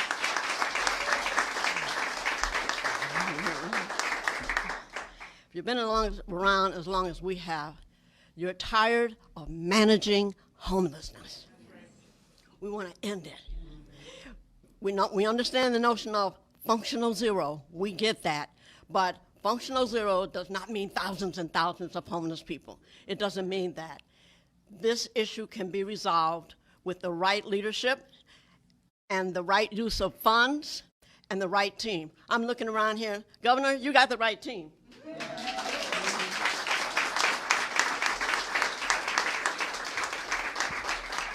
You got the right team. Interagency Task Force on Homelessness, Community Advisory Council on Homelessness. They've come together to help the governor put this package together. We have a speaker you'll meet, Randy Horn, a little bit later, who was one of our clients and one of the used to be homeless folk, who will come up here and talk a little bit about that journey from the streets to here, sitting next to the governor of Illinois, right? Okay. Already the program or part of the plan instituted has spent over $350 million for issues like rapid rehousing and has housed over 2,000 families in this 1 year. So we're looking now for more permanent supportive housing, more transitional housing, more a shorter time from engagement to being housed, work services, social services, whatever it is that you might need, that a homeless individual might need. So the expertise is here. Clearly you all are still in the game, got some skin in the game. So there's still energy, there's still imagination, there's still momentum, and there's still belief that we as a people can change the human condition, okay? That's what we're here for. If you got up this morning like me and sat on the side of the bed and like, oh my God, okay? And when you say, oh my God, you hear this voice that says, yes. I say, Lord, come on. Well, just get up, go to the bathroom, get up, and go to work, okay? And that's the way my day starts every day. Say, Lord, I've been doing this a long time. We still got homelessness. I'm getting tired. I don't know if I know what I'm doing. He says, Melanie, get up. One foot in front of the other. Just get up and do. Okay, so that's where we are. I need to acknowledge one more person who just walked in, our Alderman of the 7th Ward, Greg Mitchell. There you go. Thank you. Greg's been very supportive of homeless services in South Shore and particularly in his ward. So we thank you very much and thank you for coming. It is now my duty and my pleasure to introduce to you our governor. A couple of days ago, I was talking to a neighbor of mine, and I said, I'm so busy getting all this together for the governor's coming to the office and everything.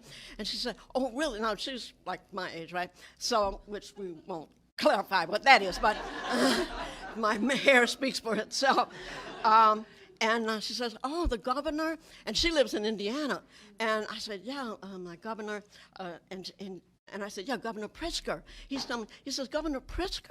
I said, yeah. She said, that's my governor. I'm like, but you live in Indiana. She said, but that's my governor. So let me introduce to you my governor, our governor, the one and only J.B. Pritzker.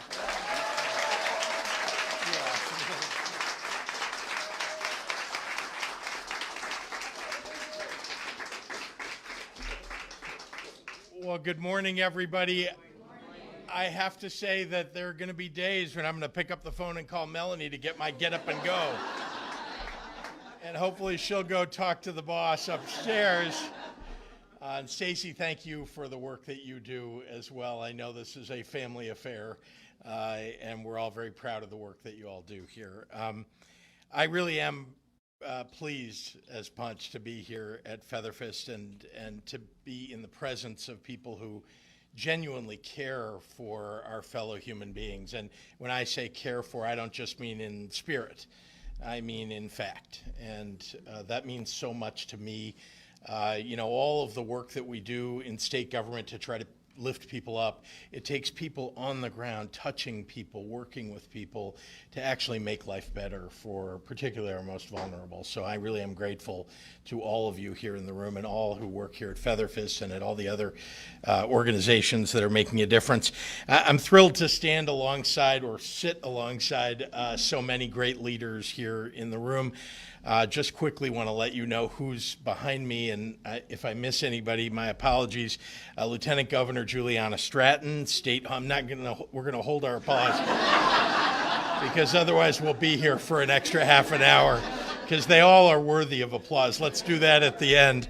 Our great Lieutenant Governor, our State Homelessness Chief, Christine Haley, Illinois Department of Human Services Secretary Grace Ho, Illinois Housing Development Authority Director Kristen Faust, Executive Director of the U.S. Interagency Council on Homelessness Jeff Olivet, CEO of All Chicago Making Homelessness History Carolyn Ross, Senator Adrian Johnson, Representative Lindsay LaPointe, our local partners and our community members who've joined us, all of us together, this group, this amazing group, is worthy of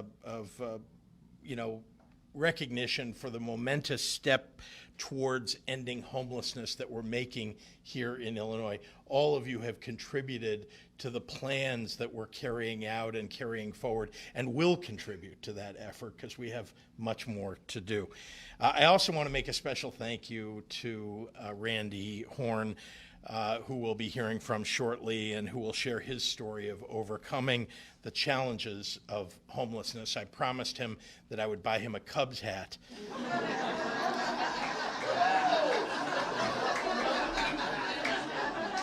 He promised me he would never wear it, however, so. Over nearly 40 years, Featherfist has grown into the largest homeless outreach nonprofit agency in Chicago, providing 24/7 access to emergency shelters, temporary and permanent housing, as well as critical engagement services for those at risk or experiencing homelessness. It's the kind of work that provides a necessary safety net, but has for too long been neglected and underfunded. Over 120,000 Illinoisans experience homelessness annually, and in Illinois, black people are 8 times more likely to experience homelessness than white people, accounting for more than 60% of our homeless population, despite only making up 14% of our total population. So this isn't just an economic justice issue, it's a racial justice issue too. Homelessness is not inevitable. It's not. And it's a choice made by a society, our whole society. And as a nation, we've chosen, frankly, to ignore homelessness rather than to remedy it. But here in the land of Lincoln, we are choosing a different path, because when we have vulnerable people and families, Illinoisans choose compassion, and then we act upon it. That's what Melanie Anuishki and her staff have done here at Featherfist. It's what so many of you do every single day in your efforts to help uplift our most vulnerable people across the state. And all across the state, there are people who are choosing hope over homelessness and over helplessness. That's why this year's budget commits over $350 million towards our Home Illinois initiative, a more than 30% increase over last year. And we're investing an additional $50 million into prevention, crisis response, housing units, and staffing to ensure that every person has a fighting chance. We're developing rapid rehousing services for 2,000 more households and new supportive housing units to expand our supportive housing services. We're expanding homeless youth services, street outreach, and reentry support while providing homelessness prevention services to 6,000 more families. No stone is going to be unturned in this endeavor. I also want to call out somebody who works with me every day in my governor's office, someone who comes from this work and who has been advising me for the last 4.5 years in this endeavor. She used to be the executive director, the CEO, the leader of La Casa Norte, and she's now deputy governor for Health and Human Services, and that's our great deputy governor, Sol Flores.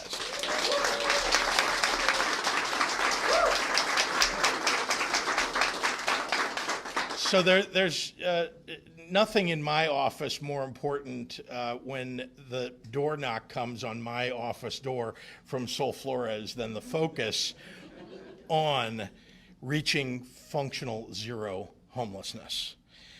It's, for those who don't know and who may be listening, it's a measurable metric of success that reduces homelessness to something that's brief and rare and non-recurring. To achieve it, we need a whole-of-government, multi-agency approach. So 2 years ago, with Sol's suggestion, I brought those elements together with the creation of the Illinois Interagency Task Force on Homelessness and the Community Advisory Council on Homelessness, bringing state agencies, nonprofit organizations, advocates, and people with lived experience together and to work on this problem of ending homelessness. How are we going to get to the end of this so Melanie can rest? And the folks who are serving on those councils are doing tremendous work. They really are, outstanding work. So today, we get to put more permanency than just in an executive order into these councils so that we will have a successful endeavor of codifying these initiatives into law. These councils won't end until we end homelessness functionally in Illinois.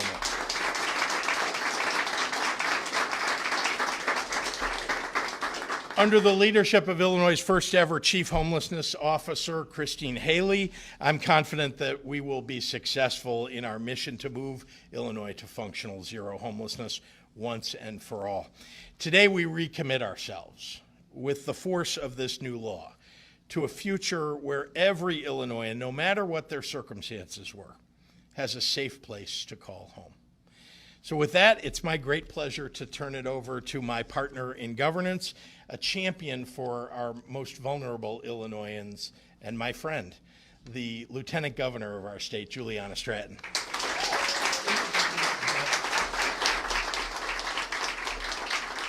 Good morning, everyone. I am Lieutenant Governor Juliana Stratton, she, her pronouns, and thank you to the best governor in the nation, Governor J.B. Pritzker, for that warm introduction. And thank you, Governor, for leading so the people who for too long have been unseen and unheard are at the forefront of policy. The governor has already acknowledged the elected officials, special guests, and community partners joining us. So in the interest of time, I just want to say thank you all for your incredible leadership in this space. I also want to thank Melanie Anuishki and the entire team at Featherfist for hosting us and for your dedicated efforts to reach back and provide the tools that help our community members live healthy and well. And I want to emphasize that people experiencing homelessness, the trauma of housing instability, they are our community members. They are the single mothers living in cars with their children, finding a way to keep going when they've been priced out of a house or an apartment. They are the families living paycheck to paycheck, one missed payment or disruption away from losing the roof over their heads. They are LGBTQ+ young people, kicked out of their homes for being who they are. They are survivors of abuse and domestic violence, sleeping on a friend's couch or in a shelter, just looking for a place to be safe. Every story is different, but what's clear is they are all our neighbors who deserve to be treated with humanity and dignity. And that means not only ensuring they are seen and heard, but also bringing our all to building the groundwork that uplifts them. It means that to end homelessness, we must all join forces with a commitment to racial justice and addressing the systemic inequities and barriers that have disproportionately harmed Black communities in accessing the essentials to a thriving life. It means recognizing preventing homelessness requires all hands on deck, with all of us coming to the table committed to playing our roles. And that is why we are here today.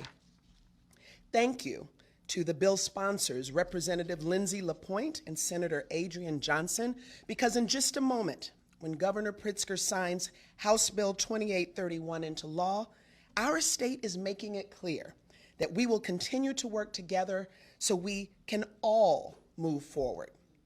By ensuring that under the leadership of State Homelessness Chief Christine Haley, our state agencies, community organizations, and stakeholders can continue to convene and focus on holistic approaches that bring us closer to ending homelessness.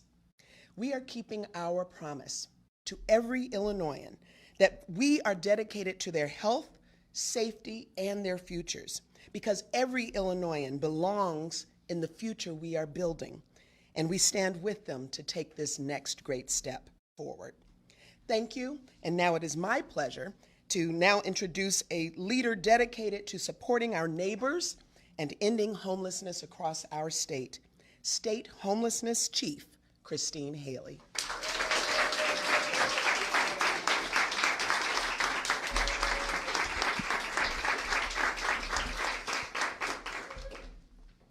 Thank you very much, Governor Pritzker, Lieutenant Governor Stratton, and Ms. Melanie Anuishki at Featherfist for having us here today. I am proud to serve in Governor Pritzker's administration as our first state homelessness chief, chair of the Interagency Task Force on Homelessness, and co-chair of the Community Advisory Council on Homelessness. We stand here together, united in our vision to end the housing crisis before us. Each day in communities across our state, our neighbors live outside or in tents, not protected from the soaring heat, without consistent access to food, electricity, running water, a bathroom. In hospitals, children are born with their first address as a homeless shelter, to parents who are struggling to find a safe and healthy place for their child to grow. And in prisons and jails across our state, our brothers and sisters are preparing to leave incarceration behind, but live with the dreaded uncertainty of going from prison to a shelter or to the street because the safety net is not wide enough to catch them.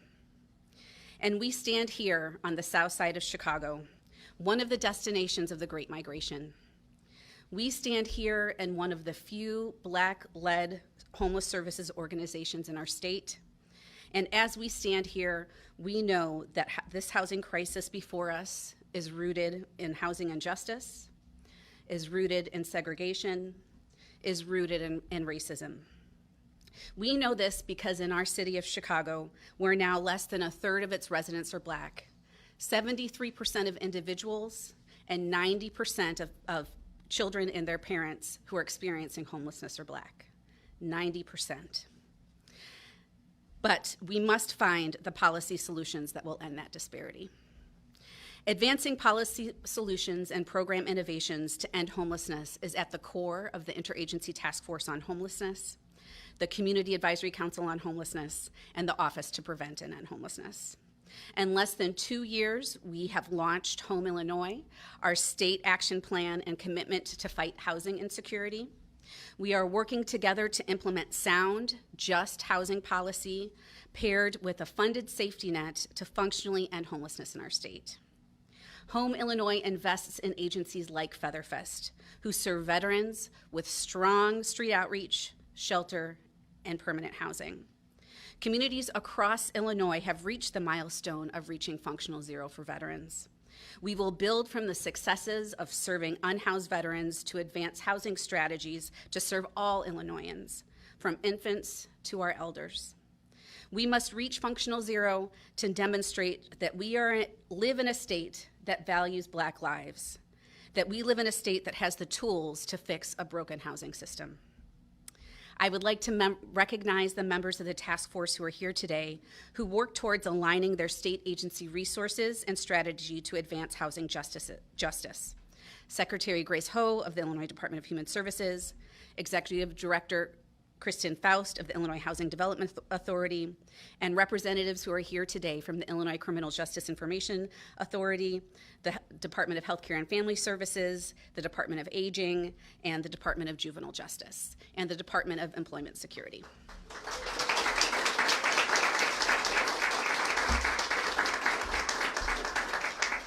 I would also like to recognize the member of the Community Advisory Council on Homelessness who provides strategic guidance to the task force and our office.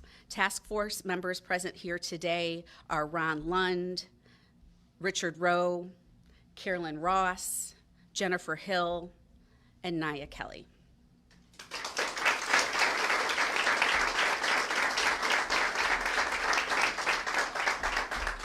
I am so grateful today that the infrastructure created by Governor Pritzker to fight housing insecurity will continue through the passage of this bill.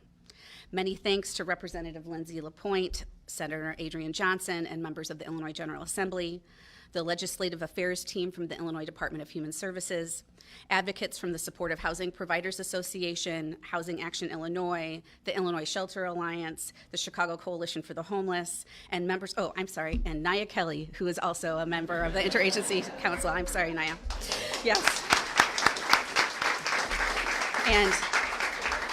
And members of our Continuum of Care and Continuum of Care leadership who have worked to advance this bill.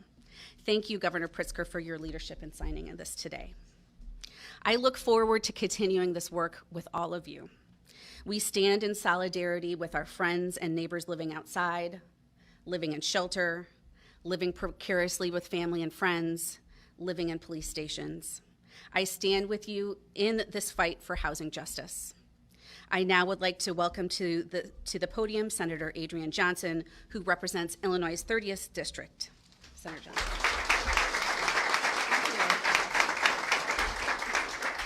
Thank you, Christine. Good morning, everyone. I am State Senator Adrian Johnson of the 30th Legislative District. I am so happy to be here. This is a great day for Illinois, great day for Chicago, great day for Featherfest, for all the great work you've done. And, many of us, hundreds and millions of us, every day is like paradise. We have shelter and a fixed permanent residence, but for hundreds of thousands, it isn't the case. And I am glad that we are addressing the state homelessness issue in Illinois by today signing House Bill 2831, which creates the Office to Prevent and End Homelessness, as well as specify roles and outlines the responsibilities of this wonderful interagency task force that Christine talked about on homelessness, and the Community Advisory Council on Homelessness. Homelessness is the end of the story for most people affected by this epidemic. We want to understand how the story started so that we can prevent this crisis. With signing of Senate House Bill 2831, we are able to get in front of the story and address the root causes of homelessness. And as Ms. Melanie mentioned, we want to stop managing it. We want to end homelessness. And it is our hope that we prevent and end homelessness with the goal of reaching functional zero homelessness by, I believe it's 2025. We're saying this out loud. With signing of this important letter, we will have a profound impact at the end of the story of homelessness. And we will create new chapters in the lives of so many Illinoisans, letting them know that we see them, we care about them, and we will work tirelessly to restore one of their basic human rights, the right to shelter, the right to have a fixed, regular, and adequate residence, the right to call a place of their choosing home. The issue of homelessness is far too common and has various underlying causes that were outlined today. The implementation of this thoughtful legislation will make a difference. An estimated 109,842 people were experiencing homelessness in Illinois in 2020, while nearly, and we've heard these numbers, about 65,000 plus people were experiencing homelessness in Chicago. And we talked about the equity issue. Black Chicagoans and Black residents throughout every corner of Illinois, they're the ones who are the most suffering from homelessness and experiencing the population that's experiencing homelessness. Of the people who are on the street in shelters, about 75.9% are Black, and more than about 18,000 are Hispanic or Latino. The law will lay the foundation for a statewide plan, as we talked about, to prevent housing insecurity and tackle the root causes of homelessness. The Interagency Task Force on Homelessness will create, as we mentioned, the office is already in place, but this will be codified, as you know, we talked about. And the group will focus on the strategic plan, which aims to decrease homelessness and improve health and human services and strengthen the safety nets that contribute to housing stability. With continued support from all of you, and thank you for the great work that you've done for many years, we are able to help those in need to create a brighter future. Thank you, Governor Pritzker, for your leadership, and Lieutenant Governor Stratton. The Governor Pritzker, as he noted, issued executive orders during the height of the pandemic to establish a comprehensive and integrated approach to preventing and ending homelessness in Illinois that will now be enshrined into law. And I want to thank my partner in the Legislative General Assembly, Representative Lindsay LaPointe. Thank you for the work that you've been doing for many years. Your consistent, fierce, and steadfast advocacy for combating homelessness, and for selecting me as your Senate sponsor. And again, I want to thank all of you, the advocates. I mean, you have been working in the trenches for many years, boots on the ground for decades, doing this important work. And finally, I want to thank my colleagues in the Senate and General Assembly for supporting this bipartisan measure. So it was pretty much bipartisan. I think only 2 people voted against it, but we won't go there. But it was a bipartisan, gotta know that. And also to all of the co-sponsors in the Senate. And before I wrap up, I have to thank my Communications Outreach Director, Chanel Mason. She's here because you can't do this great work without. And then I am so proud to announce and introduce Ashi. She is one of the students who are part of the Lieutenant Governor's program, the Girls Lead, and she is working on our team this summer, so welcome, and her family's with her as well. And once again, to wrap up, again, thank all of you. And I want to thank Naya too, Kelly, because we've worked together so closely on a number of these issues. And thank you for the great work you're doing. I think they mentioned your name like 10 times. All right. So thanks again. Together, we can work to end homelessness once and for all. So thank you very much. And with that, I would like to call up my partner in this work, Representative Lindsay Lapointe.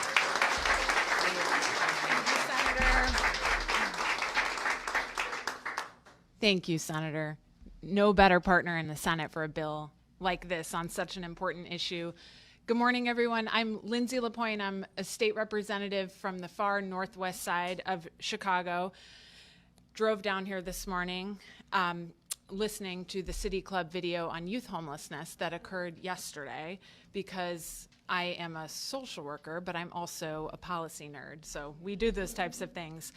I'm so grateful to be at Featherfist today, one of our mighty homeless service organizations that meets people where they are at every day. Thank you, Melanie. Thank you, Stacy, for the work that you do. I can feel the mission, and I can feel the compassion, and I can feel the joy in this building. We felt it when we walked in and we were greeted by your staff at the front desk. That's the joy and the compassion that comes with humans helping humans and meeting them there where they are at, even when they're near rock bottom, which happens in this world of homelessness.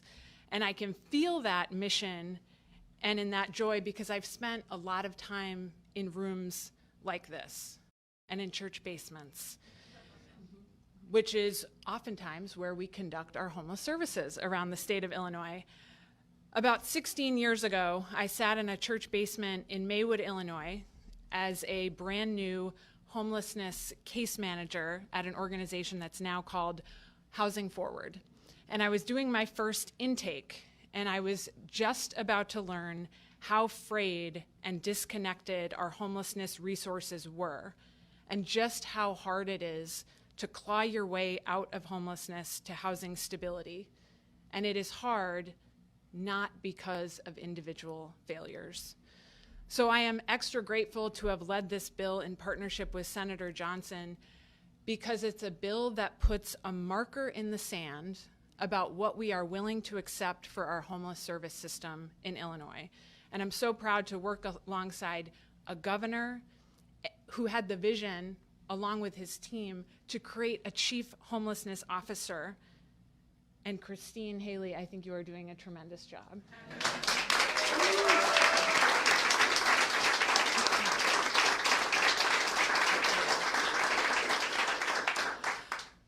With this bill, we are all collectively saying that 4,500 unsheltered people on any given night in Illinois, which is what we've been dealing with, is unacceptable.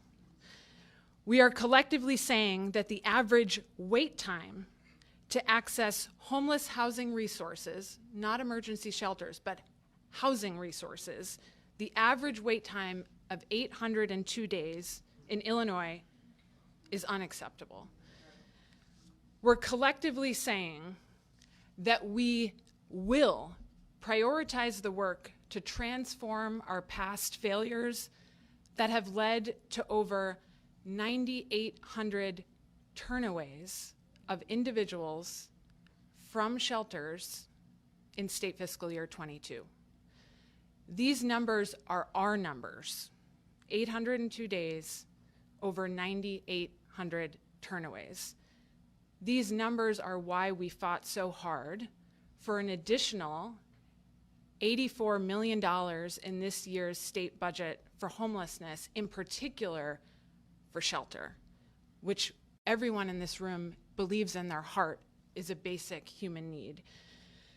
This bill, and now with our permanent chief homelessness officer, the Interagency Council and the Advisory Council, it is all now in statute, in law. The bill holds us all accountable to planning the work and working the plan. Ending homelessness and ensuring every neighbor has access to shelter and supportive services has long been possible in Illinois and across the nation, but we haven't had the collective political, economic, and I say this with love, bureaucratic will to make it happen until now. So we're going to get those numbers down from 802 days and 9,800 turnaways because we know that they're not numbers. They're people. They're our brothers and sisters and neighbors, as we heard our Lieutenant Governor talk about. And many in this room know what it's like. Some in this room have actually lived it. You know what it's like to sit in a police station for days, especially in the winter, in the city of Chicago, after calling 311 because there is no shelter space. This has been the case for a long time in Chicago, again, especially in the winter when our shelters fill up. And now, because it's happening with our new arrivals, it is on a bigger stage. And we all are feeling that urgency because we all believe that it's not acceptable for anybody to be taking shelter in our police stations. Some in this room know what it's like. You've worked in the field, you've lived it, to learn that you can't even get on a wait list. You just can't even get on a wait list for supportive housing. And all of this is happening in the third biggest city in the United States, in a state with almost 13 million people and with a state budget of about $50 billion. So as of today, in law, not just executive order, but I was happy about the executive order too. And I was there on that day in September at Casa Norte. We have a plan to end that and to end homelessness, and I know that we are all going to work the plan. Looking around the room today, feeling the people behind me, seeing the people in front of me, we are going to work the plan and end homelessness. We're going to do it. And before I introduce Randy, who might be one of the most important speakers today, as somebody coming out of the world of homelessness and who is now an elected official, I just want to remind any elected official listening that the people that live in your area that are unhoused are your constituents too. And it's very important for us to remember that, to hear their experience, and I think it's critically important for everyone, whether you're an elected official or not, to be intimately familiar with what do you do when you have no place to go? What number do you call? What types of police stations do you have to sit in? Because if we don't know what's happening, we can't plan the work and work the plan to make it better. So with that, I'm so happy to introduce Cubs fan. Just kidding. Randy's gonna kill me. White Sox fan, Randy Horn, who's told me he comes from humble beginnings and now resides in the South Loop. So welcome to the podium, Randy.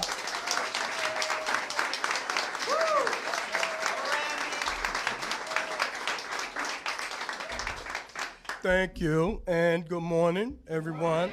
Governor. My name is Randy Horn. I came into the Featherfist program as a homeless veteran. Featherfist welcomed me in like I was family. They did so many things to help me. Under their leadership, I made incremental steps, like baby steps, to transition out of their program and have my own apartment again. At this time,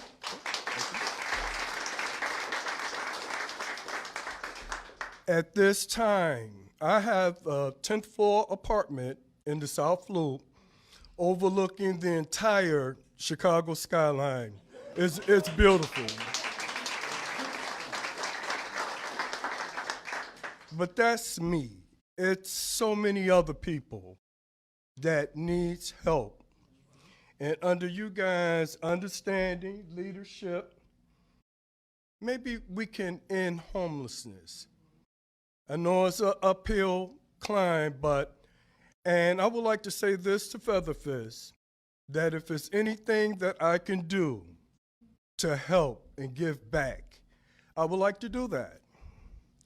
I'm not gonna speak long, but I would like to say to the governor, my son is a Cubs fan. He's a staunch Cubs fan. And me and him walk down the street. He has his gear on. I have my gear on. And like I say, I'm not going to speak long. So I would like to take this opportunity and turn it over to Jeff Olivet.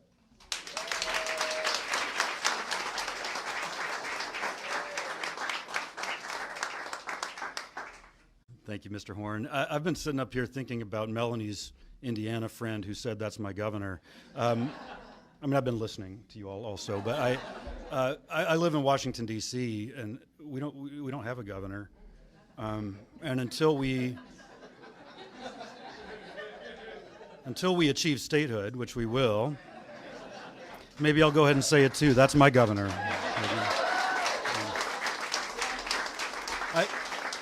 Actually, I'm going to wait to make sure he signs the bill first, but then I'll say it after that. We know that we can't plan our way out of homelessness without the resources to implement that plan. We also know that we can't resource our way out of homelessness without exceptional collaboration, and we can't collaborate our way out of homelessness unless we have the money to solve the problem. This extraordinary piece of legislation does all three. We also know that to end homelessness in Illinois and across the United States, we need to go right at the systemic racism that underlies high rates of homelessness for people of color. We need to go upstream and prevent homelessness from happening in the first place. And we need to listen to people who have experienced homelessness and make sure they're at every table, in every decision, every budget decision, every program design decision. We need to be in partnership with people who have lived the crisis of homelessness. Otherwise, we're going to get it wrong.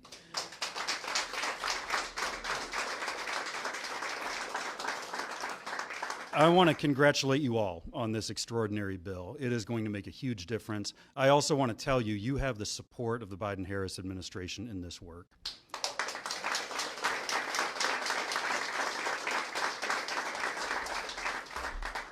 I wake up every day believing down to my core that we can end homelessness in the United States. And after being in this room for the last few minutes, I believe that starts here in Illinois.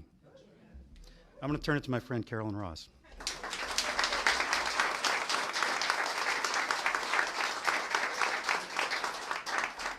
Good morning. Good morning.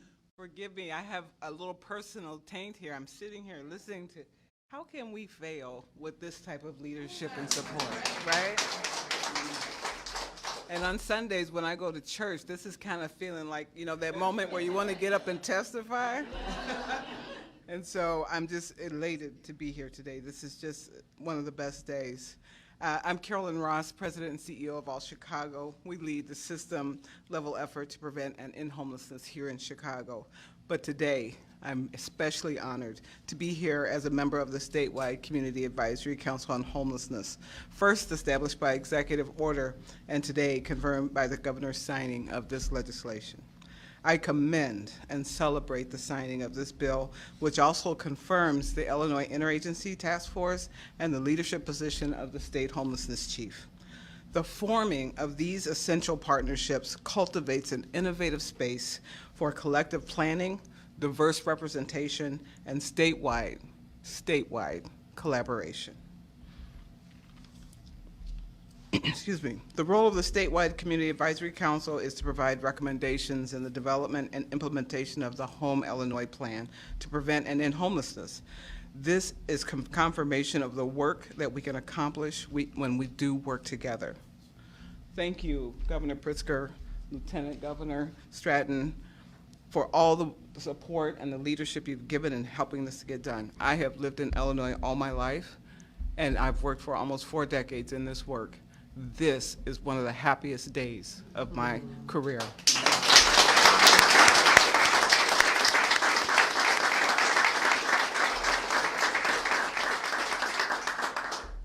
But the governor and the lieutenant governor are very busy people. So to give accolades, Deputy Governor Flores, being in this work and being in the position that you're in right now today, you helped elevate the importance of this work, the importance of helping our neighbors, and we should not end this day without thanking you personally for your efforts.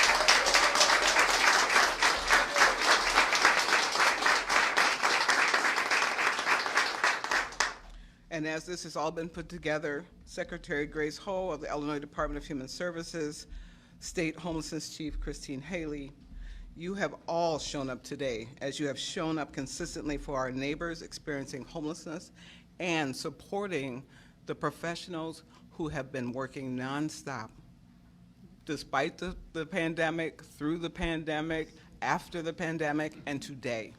Thank you all for your generous contributions as you try to manage your own lives and still trying to help others stand up and feel good about what they're doing. Finally, I want to thank Melanie. I just want to call her Melanie. For someone to be in this work as long as she has, and to your staff, be proud of what's here today. You all have drawn the attention of all of us being here. We're proud to be here. And for the leadership, you know, in R&B, we got Queen of Soul, we got Queen of this and that. Thank you, Queen.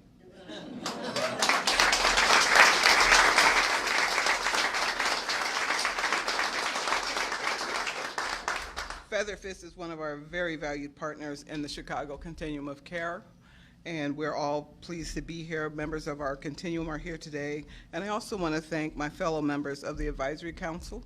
We have done some really good work with great leadership, and I thank you for that. And finally, the Office to Prevent and End Homelessness, the Interagency Task Force, and the Advisory Council bring together partners from around the state to work together. This legislation affirms the state of Illinois' commitment to making the needs of our most vulnerable neighbors a permanent priority. We know the difference it can make when all of our partners from all levels around the state work together. We are in this for the long term, and this legislation demonstrates that our Illinois leadership is in it for the long term too. Thank you so much.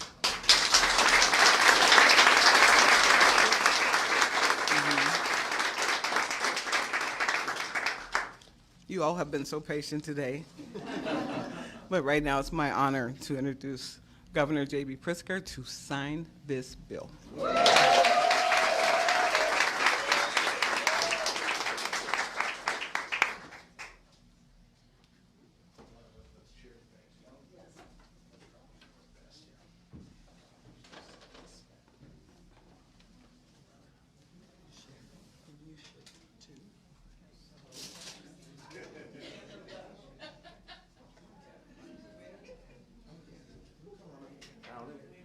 On the back. Folks, excuse me, thank you.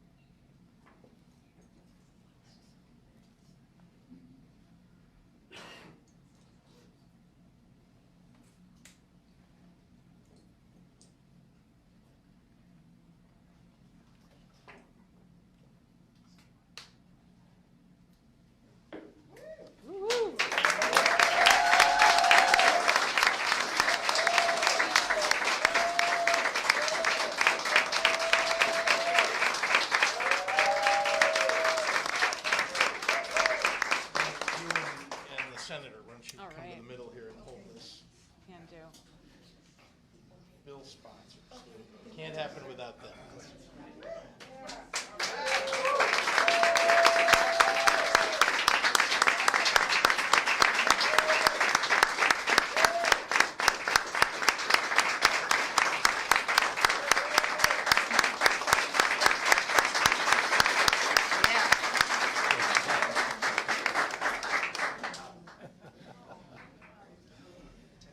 Okay, I'm going to take a few questions from members of the media, so everybody take a seat for just a minute.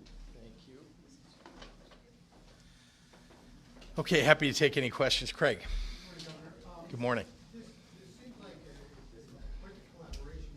Is this modeled after somewhere else, or is this kind of a precedent-setting interagency council sort of effort towards dealing with this? I want to call on Christine, who has experience with how the other states have organized themselves. I will say that this is unprecedented for the state of Illinois. And the amount of cooperation that's taking place between the agencies, people who have experienced homelessness, and the organizations that are serving people, I have never seen in any other state or in the state of Illinois. But I want to ask Christine, if you don't mind, to give some national perspective. Yes.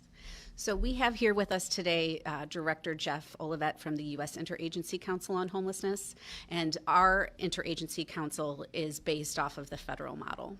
So in that, Director Olivet, I'm sure, can provide additional context if needed about how they operate. We operate in that our task force of the Interagency Council meets quarterly, as well as a Community Advisory Council, and the task force was the lead in creating our state plan to prevent and end homelessness. Can you explain kind of numerically speaking what functional zero homelessness means? Yes.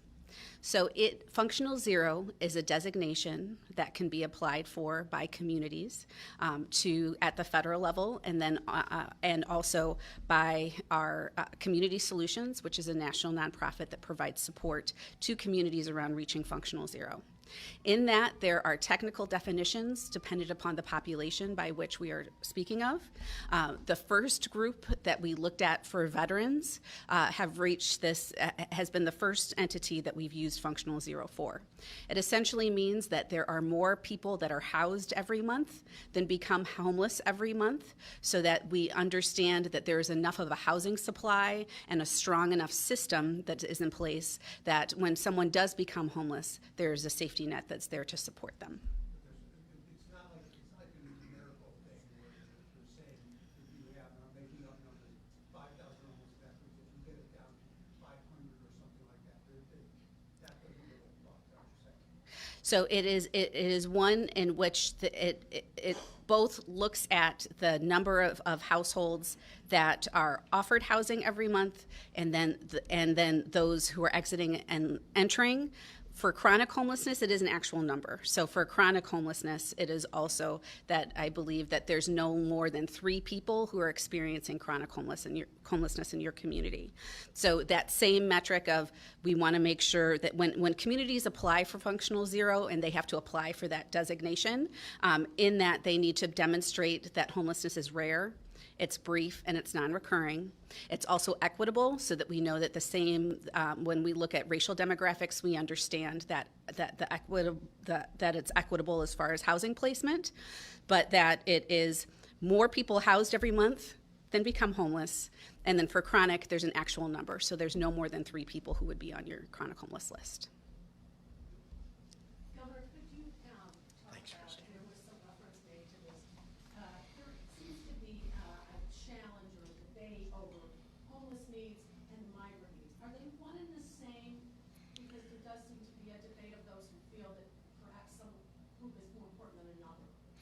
Well, let's start with anybody who is homeless is under the purview and interest of our state to make sure they are not homeless. So, the end of sentence. Some people want to say we should prioritize one group over another. The reality is that we're addressing both of those needs. Look, this state is focused on meeting the humanitarian needs of the people of our state and people who come to our state, whether they are undocumented or, in the case of the migrants, they are documented. These are asylum seekers, and we want to make sure that they are cared for. And we get support, some support from the federal government. The state is providing support for that, and the city of Chicago, you're talking about migrants, also doing the same. So from my perspective, there's no difference between someone who is unable to get housing or unhoused, who is a citizen of the United States. and someone who arrives here who is in need. Could we also, if there's not another on topic, your thoughts on the loss of Rocky Wirtz as a civic leader? Yes. And really just 1 month after Jim Crown, those are two huge leaders of the city, of just the city and the Yes. state. How do you measure that? Well, let me talk specifically about Rocky Wirtz. I've known Rocky Wirtz for 25 years, I believe. Every day, this man showed his heart to people. I'm not talking about the leadership of the Blackhawks, which, those of us who are fans were so proud of the work that he did to win our championships. I'm talking about the man who cared deeply about people all across the city, all across the state, in fact, all across the country. Blackhawks charities, the efforts that they made were an impetus of Rocky Wirtz. And he was a person that you could call up and he would try to help in anything that you asked him to do, anything. And I just, there aren't, when you think of big, powerful people in business, you often don't remember that there are people who made it to that exalted height in their careers who brought with them a caring for people that aren't just up there enjoying the treasures of having made it, but who bring with them the people that they know are most in need. Rocky Wirtz was somebody who cared about those people, and he demonstrated it in so many ways. And I can just tell you on a personal level, no better friend that you could have. Okay, thanks everyone. Thank you. Two-parter.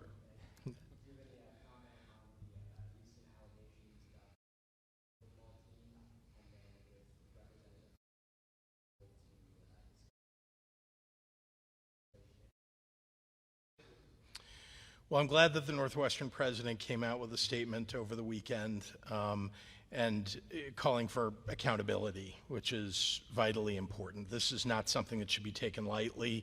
I know that the Northwestern leadership has not taken it lightly, and as more information has gotten to them, they've done, as you know, an independent review.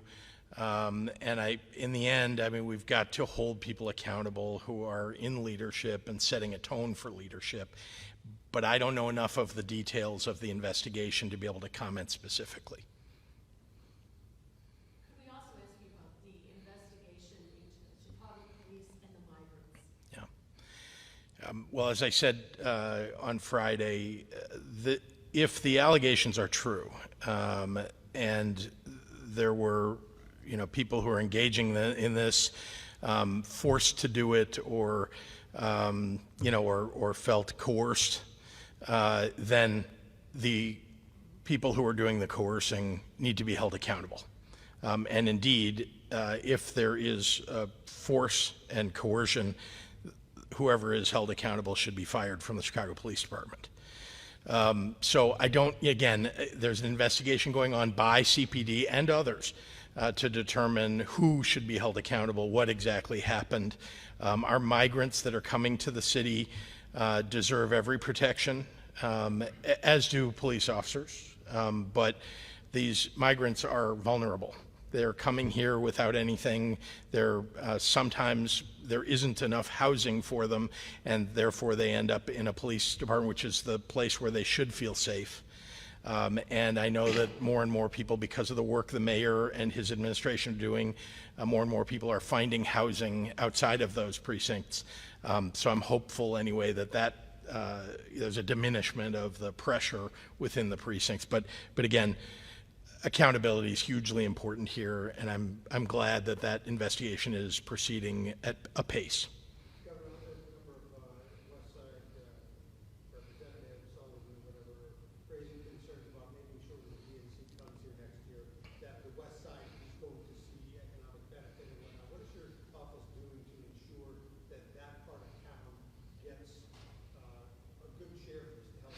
Well, I think that's vitally important that we, spread the benefits of the DNC to as many parts of the city as possible.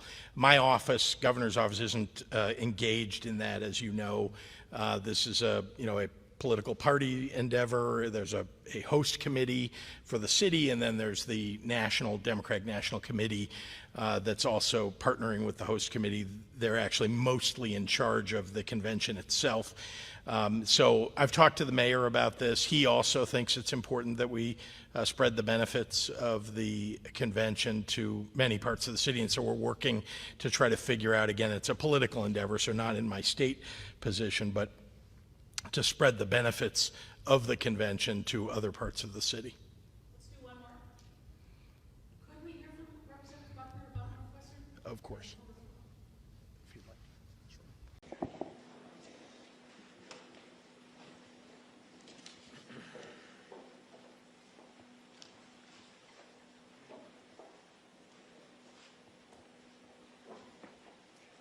Good morning, everybody. My name is Bill Haddad. I'm the founding president of the Arab American Bar Association of Illinois, established in 1990 with 9 lawyers. We have over 400 now, and we conduct programs from continuing legal education to judicial evaluations and so on. We're a very proud bar association, and thank you for being here today. I'm a retired judge of the Circuit Court of Cook County. So if people call me judge, know I'm retired, okay? And I'm also the chairman of the American Middle East Voters Alliance, the first Arab American political action committee in history of Illinois. With me on the podium today is the very good governor of Illinois, J.B. Pritzker, and we have our Attorney General, Kwame Raoul, as well as our executive director of the Illinois Department of Human Rights, Alana Khan, plus other members of our bar association and other bar groups, including the CBA, and we thank the Chicago Bar Association for giving us this venue today. It was very kind of them. You know, on September 27th, 2001, I was in this very room talking about the backlash against Arab Americans and Muslims in the United States, covered by the international press and folks like you. And here I am back again. But anyways, it was the Chicago Bar that gave us the venue then, and they're here today. Also, we have our vice president, or incoming president of the Illinois State Bar Association, Sonny Williams, the incoming vice president of the Decalogue Society of Jewish Lawyers, Joe Buckman, the president of the Muslim Bar Association, Ali Al-Sharif, and he is here, and he can take message. If you want to interview any of these people afterwards, they're going to be available. Maliha Siddiqui from the South Asian Bar, and I know that Whitney Seal is here somewhere from the Women's Bar Association, plus representatives from the Puerto Rican Bar, Hispanic Bar, Asian Bar, and other groups. So welcome and thank you all for being here. Well, today I regret to say that the onslaught of hate crimes against Arab Americans and Muslims is far exceeding what we saw in the aftermath of 9/11, far exceeding what we saw during the presidential primaries in 2016 when there were murders committed in North Carolina and in Texas. We're at a pace now that seems like we're going in that direction. Also, this bar association has grave concern over the onslaught of hate, violence, and hate rhetoric against Jewish Americans. They are our Semitic brothers, as a matter of fact, and sisters. We see fire attacks on synagogues around the world, and we offer our condolences to the family of Samantha Woll, president of the Detroit Synagogue, who was stabbed to death. Now, we don't know what the motive of that was, but we know what the chilling effect of it was, how it just shook our communities to show how fragile the situation is here. So over the course of the last 2 weeks, our Arab American community across the nation has received a great number of death threats, shootings, being chased off highways, verbal and physical assaults on campuses, discrimination in the workplace. This is an accelerating rise of hate violence in America, and is fueled by hateful portrayals and dehumanization of Arab Americans. We've seen crime threats and crimes against children, doctors, restaurants and malls, buses, trains, neighborhoods, schools, college campuses, workplace. The tools of hate, talk shows, TV media, newspapers, magazines, social media, Twitter, Facebook, posters, flyers, even digital mobile billboards used to dox people who protest against the war. We've seen violence everywhere. For example, regarding children. We all know of the murder of Wadi al-Fayoum, the young 6-year-old boy who was killed in Plainfield. But we also saw another assault on a 10-year-old boy in Gurney Mills who expressed support for a free Palestine. I told you about doctors being threatened. In Denver, a pediatrician received death threats at her workplace and at home.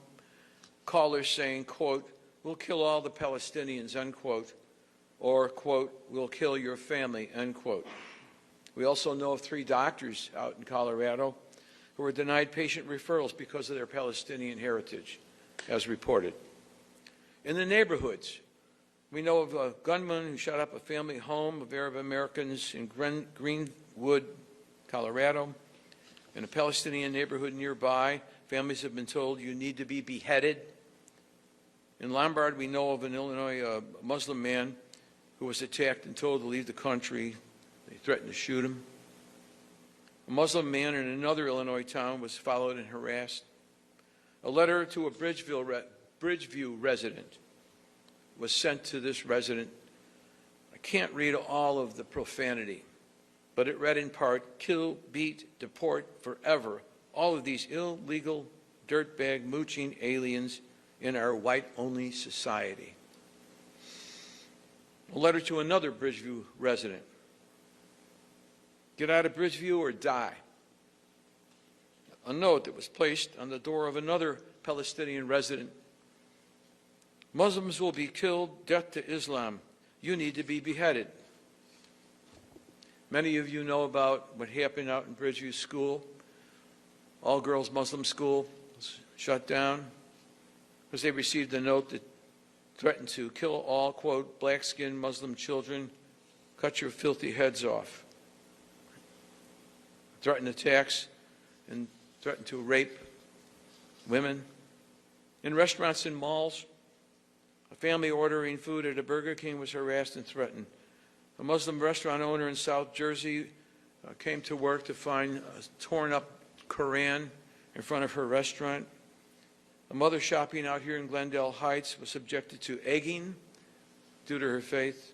Muslim women were harassed at a Walmart while shopping. On college campuses.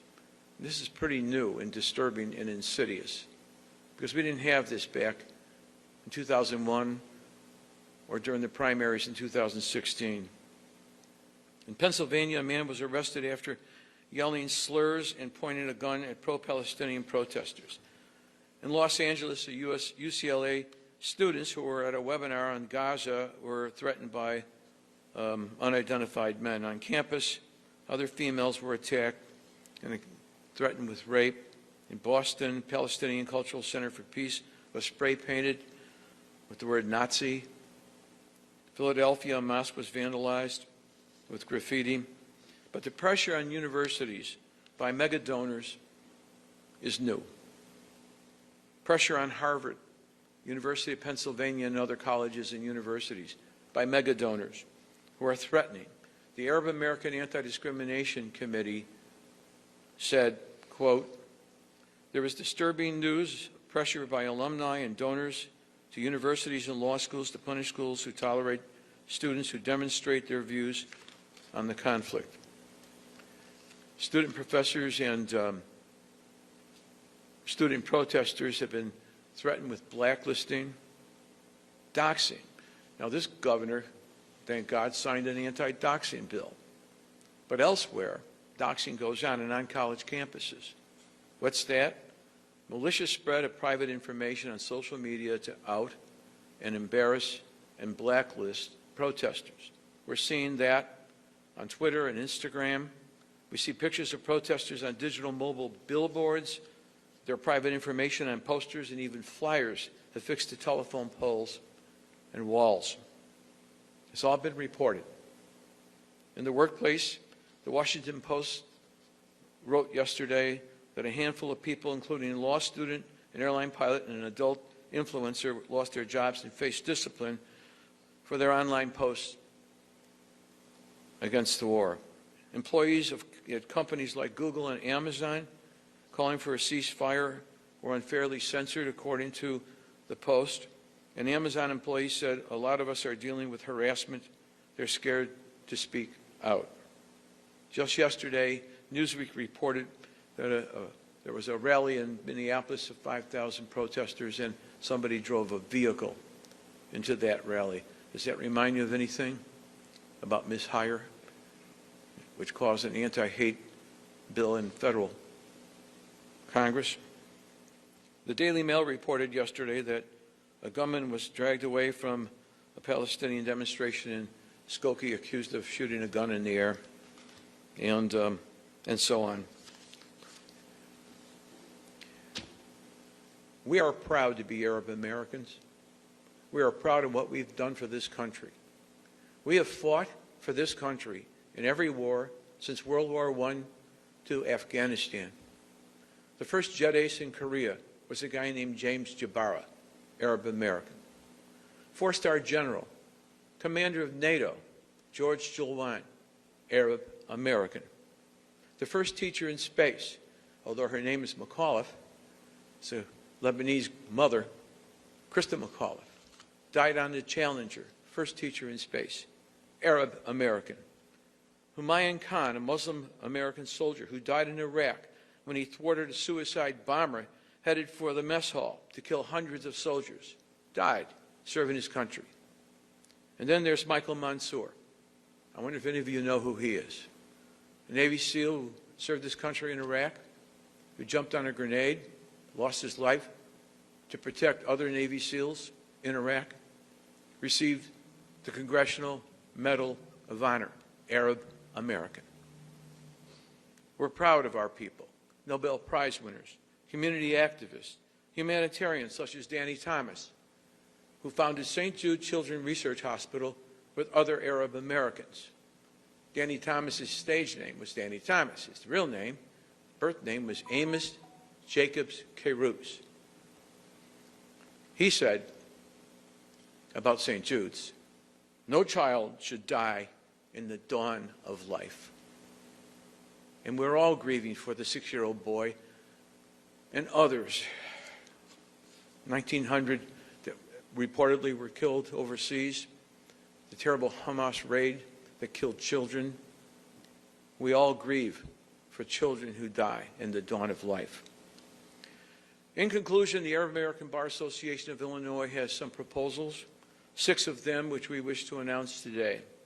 First, that the Biden administration and local government develop pre-constructed strategies to protect the constitutional rights of Arab, Muslims, and Jewish Americans. We request that the Biden administration adopt Congressman Raja Krishnamurthy's proposal to establish a federal hate crimes commission, like the one we have in Illinois established by this governor. Another third proposal was that Chicago and other local governments accelerate their efforts to practice inclusion and diversity by including more minority representation in their administrations now more than ever, and please include Arab Americans. That colleges and universities resist pressure to blacklist and discriminate against Arab American educators and students for exercising their constitutional rights to freedom of speech on campus, and prohibit doxing of student protesters. 5, that employers refrain from discriminating against the rights of Arab American employees because of who they are or because of their exercise of freedom of speech. And finally, 6, we ask that the news media, journalists, talk show hosts, politicians, all who may dehumanize Arab Americans and Jews, dehumanize them for their religion or their background. It's wrong, wrong, wrong. And finally, we implore all sides in the conflict overseas to allow the passage of humanitarian aid, to abate indiscriminate destruction of life and property, to protect journalists, medical personnel, and most importantly, children who we don't want to see die in the dawn of life. Well, that concludes my remarks. I would like to turn the podium over to Governor Pritzker, but before I do want to mention that we are grateful that this governor made a swift and decisive condemnation of the murder of Wadia Fayoum in Plainfield. We are grateful that he's instituted a hate crimes commission and appointed our very own immediate past president, Marvette Swice, to that hate crime commission.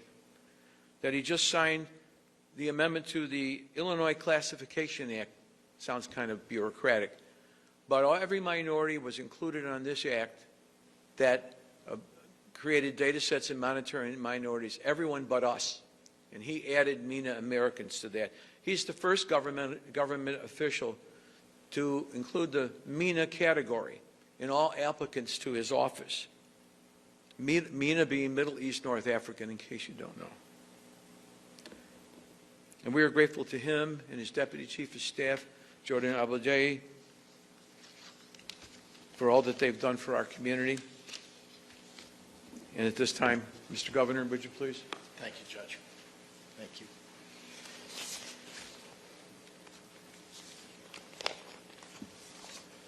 Well, thank you for the kind introduction and for welcoming me, and good morning to everyone that joined us today.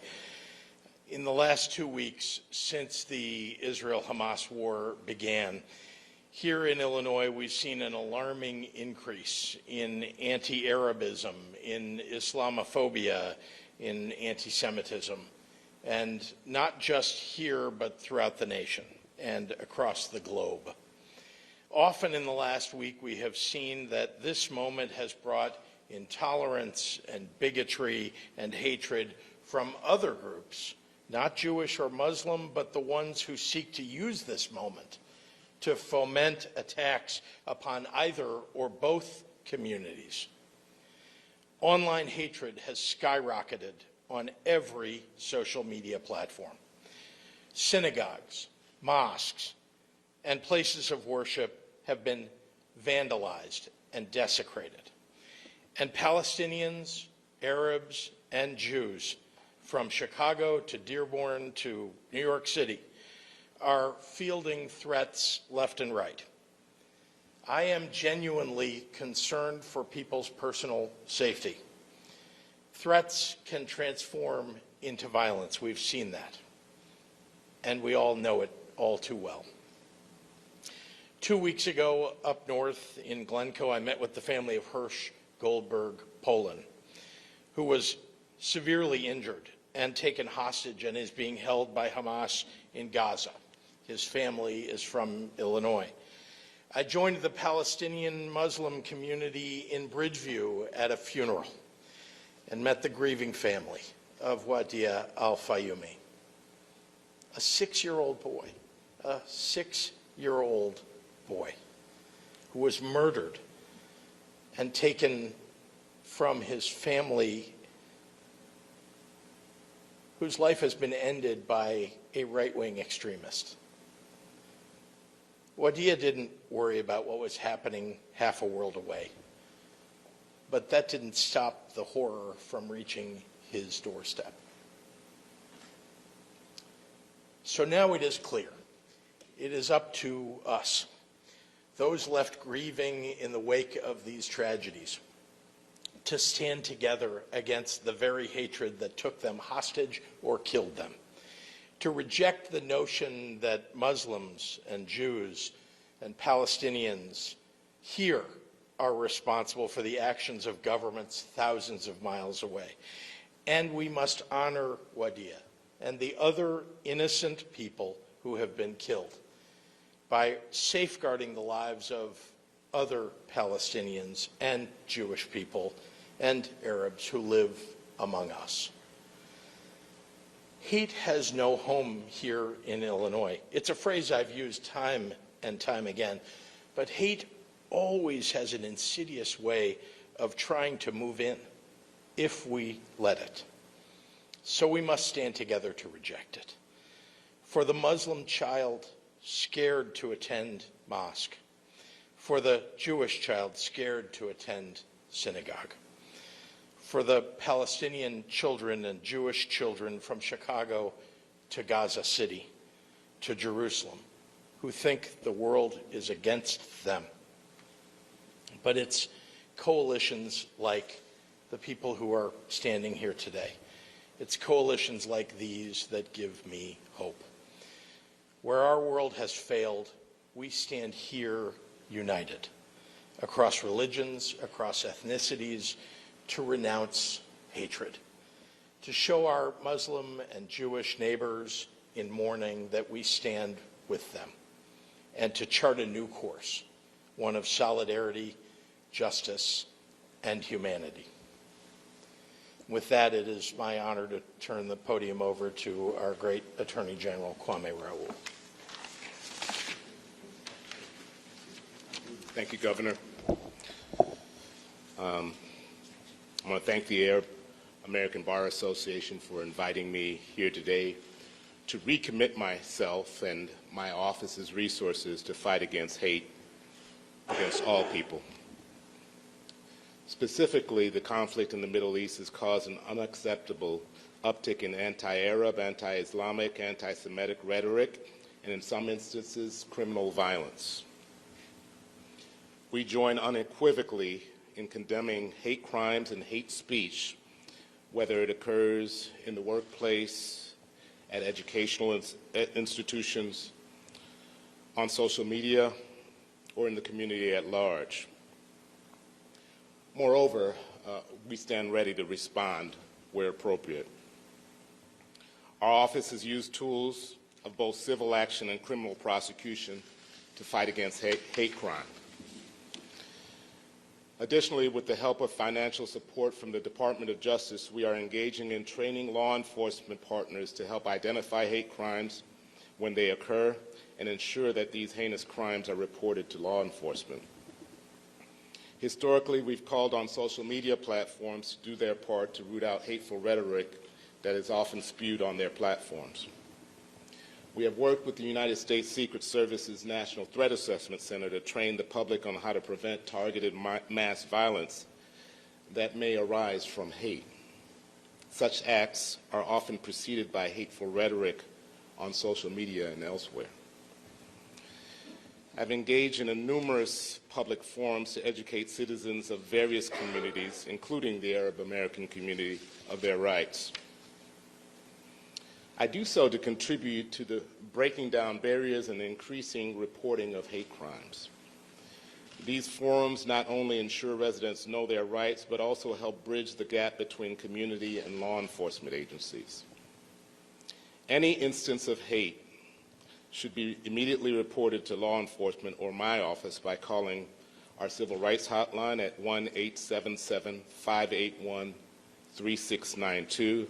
That's 877-581-3692, or emailing civilrights@ilag.gov. I will continue to ensure that my office uses every tool at our disposal to fight hate speech and hate crimes. You know, it's fitting that we're here at the Chicago Bar Association, where we often gather to refresh our knowledge of the law and sometimes debate the law here in Illinois. One thing that's non-debatable is that the law here in the state of Illinois does not tolerate hate. And as a chief legal officer, nor will I. I thank you, Judge, for this opportunity, and I turn it over to Alana Khan.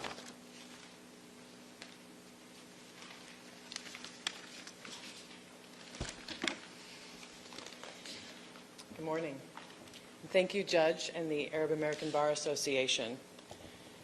I am here with you today, a little taller. I'm here with you today, heartbroken, anxious, fearful, personally and for our community, and grieving. We are living through an unprecedented international crisis, and I've come to say, and I feel like turning around when I say it, we see you, and you're not alone. In Illinois, we're fortunate to have many leaders, including Governor Pritzker, Attorney General Raoul, who believe in the safety and wellness and well-being of all of our communities and are tirelessly working to ensure that hate and bias are eradicated in Illinois. That's why I stand with you in solidarity as the new Executive Director of the Illinois Commission on Discrimination and Hate Crimes. The Commission is an active demonstration of Governor Pritzker and the General Assembly's commitment to fighting and preventing hate and bias in Illinois. Newly reactivated, the Commission works to identify and uproot sources of bias and discrimination while assisting in the development of resources, training, and information to allow for swift response to hate-motivated crimes and incidents. And early next year, we will launch a helpline to offer support for people who are affected by hate incidents. This is our top priority. Hate targets people because of who they are or who they're perceived to be. And these incidents are sometimes not criminal, but they always cause harm to individuals and to entire communities. We at the Commission hold a common space where people from different targeted groups come together to weave together a community of interdependence and demonstrated allyship in our diverse community. We must remain, just echoing everything everyone else has said, but we must remain committed to each other, including people who are different from us. We must communicate that hate has no space in our state. These are uncertain and dangerous times. I feel it in my body, and I would guess that a lot of you feel it in your bodies too. But we are not powerless. We can't control what happens across the world, but we certainly have power to do something. We can interrupt hate speech and bigotry when we hear it, especially when it comes from people with whom we're usually aligned. We can do our best to lower the temperature in the community, including the recommendation about media and social media for sure.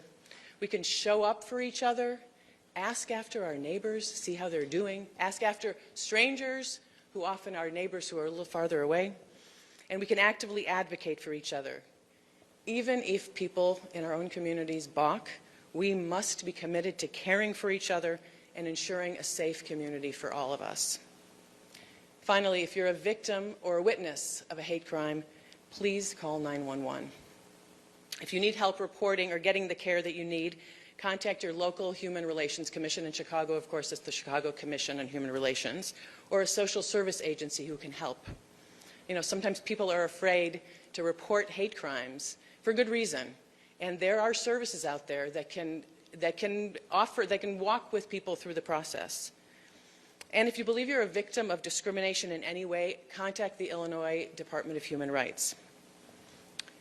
Our fates are inextricably bound to each other. All of that hideous list that was hard to hear shows us that we are dependent on each other. Muslims, Jews, Christians, and people of all faiths and ethnicities. Let the violence of recent days be a call to action to protect each other and together build the kind of community that we all deserve. And with that, I invite Governor Pritzker back to the podium for questions. Happy to take questions from members of the media. Not yet. That is my hope. They are, as you know, they're still being treated and with the Israelis, and so once they're on a plane headed home, I think we'll have an opportunity. Governor, do we need stronger tools here to help fight hate speech, or do we need stronger penalties for those who commit such crimes? We need stronger action in our communities to stand up against hate speech and hate crime. That's what we need. We have very strong laws. I mean, perhaps the folks behind me have suggestions about things that we could do in Illinois, but we have been very proactive. If you compare us to nearly every other state, we are fighting hate crime and hate speech as best we can. Again, I'm open to ideas, but But it is up to all of us, and that's one of the reasons why, you know, it's important for us all to be standing together in sending this message to people. Look out for one another. I know that sounds so simple, and you'd like us to have some, you know, force that would effectuate all of that in every community, but everybody needs to stand up for, you talked about the neighbor and the stranger who's just your neighbor's neighbor. We all need to be doing that in every community and speaking out in favor of working together and uniting against hate. Governor, do you have concerns that if things escalate into, for example, that could lead to even greater acts of hate or violence here? Of course, I have concern about all the potential outcomes and how that will affect people here in the state of Illinois. That's why I think we all need to, you know, take the temperature down as best we can here. I realize there are things happening half a world away that affect people's reactions, emotional and otherwise. But again, we live here. We are all neighbors with one another. Illinoisans stand up for one another, and as I said, hate has no home here. Recently, the president has come out and reiterated his support for a two-state solution to the issues in Israel and Palestine. Do you agree with him on that? And do you think obviously there needs to be some sort of long-term settlement to these issues in order to help take hold? Let me just say, I helped to build a Holocaust museum here in Illinois. I believe strongly that we need to be focused on how we are managing here in Illinois and across the United States hate and our reaction to it here, and how we will work with one another to protect one another. That's my focus. I realize there are people in international diplomatic circles that are making, you know, having discussions with one another, making plans, but my focus is on the safety and security of the people of Illinois. Given what happened in Skokie yesterday, there's another rally planned for this afternoon on Federal Plaza. As this continues, these demonstrations in public are going to continue. What is the state doing and what will local authorities do to keep people safe at those demonstrations? Well, of course, we protect people's right to free speech, but we do not protect violence. If you intend to go out and commit a violence, do not even think of it, because we have law enforcement on duty and paying close attention. But the truth is that people nonviolently raising their voices is just fine. But I will remember and remind everybody that keeping the temperature down is very important as we go through this period. Governor, the governor of Florida has already come out on the campaign trail and said, I will not be taking any migrants from the Gaza area in the state of Florida. How do you feel about that? Would Illinois, being the walking state we are, be open to taking refugees? He's running a political campaign. I mean, that isn't even something that's being discussed by anybody. He is just trying to get attention and, you know, in his failing campaign, trying to revive it. All right, thanks, everyone. Thank you. I want to thank the Governor, the Attorney General, Ms. Khan, and all who are here today to show support for the rule of law, and that I want to thank the press for being here today, because only you can bring this message to other people to stop the violence, to enforce the rule of law. So thank you all very much. Thank you. Before I take questions, I just want to emphasize, I love the enthusiasm of the senator for entrepreneurs, because it's the business that I was in before I was governor was working with entrepreneurs to help them grow startups and small businesses into bigger businesses and big businesses. And I have to say, the enthusiasm of an entrepreneur, what it takes to, you know, pick yourself up every day in a very tough environment, because every entrepreneur has a tough environment every day as they're building their business, until it becomes something that kind of runs on its own. And so I'm enthusiastic listening to the senator.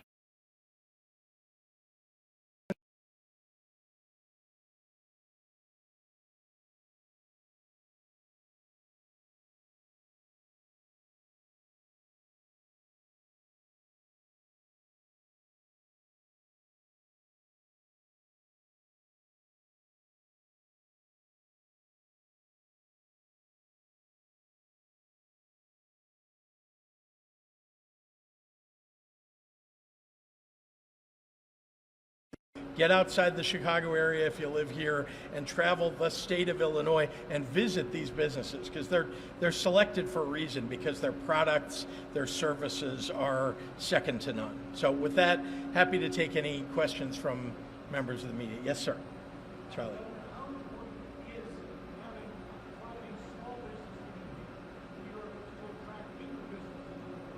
So I think it's part of a broader effort that we have to show that Illinois is a place where you can start, grow, and build a large business. And the continuum of that is important. Now, like I said, I'm most enthusiastic for small, new businesses, right? That's what I love the most. But we also need large businesses, and we want to attract them from the rest of the country and the world.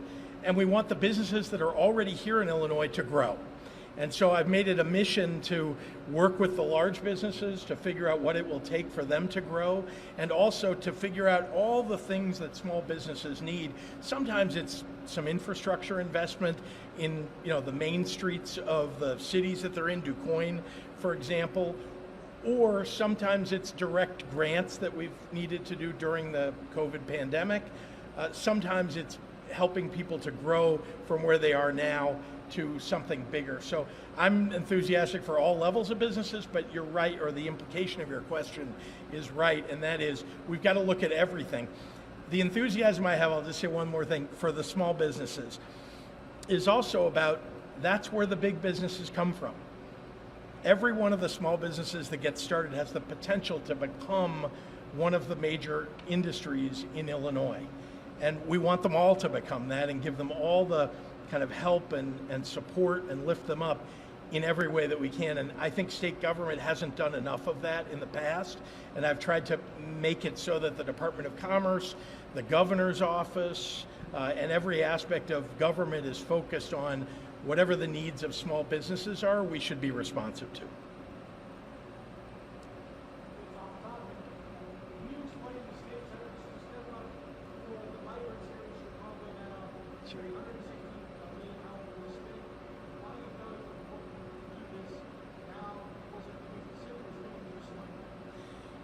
Winter is here. That's the first answer. We're almost upon the official part of winter, but it was snowing just a couple of days ago. Yeah, it's pretty cold outside, and it was very important to me to make sure to stand up in this humanitarian crisis, working with the city. This isn't a separate endeavor. This really is a coordinated effort with the city to try to make sure that we don't have anybody who's freezing on the streets of Chicago or anywhere in the state, but specifically focused on the migrants who are being sent here, the asylum seekers, I prefer that term, who are being sent here from Texas mostly by border politicians, not just one, but several, who are doing it for political purposes. We can't stop them. We're not trying to stop buses at the border. We don't have the legal right to do that. And we want people to make choices. They're here in this country. And let me say this and make it perfectly clear for everybody. Asylum seekers are in this country legally. They're here with papers. These are not undocumented immigrants. That's a separate important topic. But these are folks who have papers. They're trying to get an asylum hearing. They have to wait somewhere in the United States for that asylum hearing. We want to make sure that they have every opportunity to remain, be safe, be out of the cold, and so on. We've said over and over and made it clear, Chicago is not a place you want to migrate to in the winter, right, from Texas. And so we want, if you don't have a place to stay, sorry, let me be clear. I want everybody to migrate to the state of Illinois every day. But if you don't have a place to stay and you don't have anybody who's supporting you, coming to a cold environment in the middle of winter from a place where it's warmer and you may already have shelter is not a good idea. So I'm pleased about the work that we're doing with the city to invest in the things that I think are going to save lives and keep people safe for the winter. And I think the city is also stepping up in a variety of ways. So that work, that integrated work that we're doing together, I think is the right thing to do in a humanitarian crisis. That's who we are in the state of Illinois. Yes. That's not true that there's nothing built. A whole lot has been built. And frankly, the fact that people are coming at a rate that's higher than the city has been able to shelter, that's an issue that's created by politicians outside of Illinois, right? So everybody here is working very hard to make sure that we have shelter going forward. One of the reasons that we made sure to work with the city investing in new shelter space for the thousands of people who are either outside of police stations in small tents or who are at O'Hare Airport is, I mean, winter is here. We want to make sure they have someplace to go. And so we're working hard to make sure that that happens as fast as humanly possible. And I think you see work is already being done in order to put those temporary shelter spaces up. But one of the things I said at the press conference a couple of weeks, whenever that was, 10 days ago, was that we have some bottlenecks in the system that we have to flatten out. One of the bottlenecks, for example, was that we need people to move out of the temporary shelter space and into more permanent space. We need to make sure that people are getting their work permits, which means getting their TPS applications in and doing that faster and getting people to work, because ultimately it becomes an opportunity for them to live independently if they've got a job, a legal job in the United States. So we're working through all of those pieces of the process, but we've got to make sure that those are operating in the most efficient fashion. So the state has stepped in to try to assist in every way we can with the city wherever there are challenges and bottlenecks.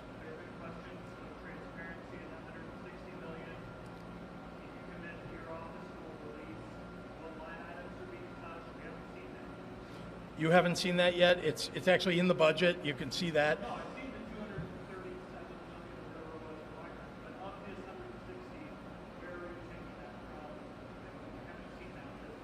I think we've been clear. There's actually a piece that was published in one of the blogs, not yours, the other one, that I'm aware of anyway, where you can see what those line items are. To be honest with you, you're the only one who's raised the issue of transparency, and I think maybe you just haven't seen that particular article. We've put it out. I think what we're trying to do is use all the line items that are necessary at the Department of Human Services in order to fulfill the needs in this humanitarian crisis. People, if you want to nitpick about what's happening, also ask yourself, if you want us to delay, then the 15 degrees is going to have a bigger impact on these families because they're all going to be outside for a lot longer than you'd like. So I want to make sure that we're doing everything that we can. Obviously, those are going to be parts of a budget discussion with the General Assembly. We have made it available to the General Assembly to vote on if they wanted to have a supplemental in order to provide dollars for this, or to do it during the veto session, or in the regular session during January to May.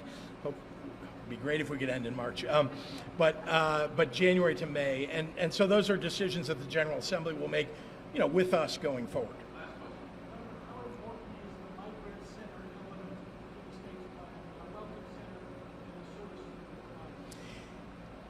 So the question was about welcome centers and how important that is to this challenge of the asylum seekers coming to Illinois. And again, we're not, it's not like we, are sending buses there to bring people here. They're coming because those border politicians are creating, the opportunity for buses to load and come to Chicago without telling us when they're arriving or where. Say it again.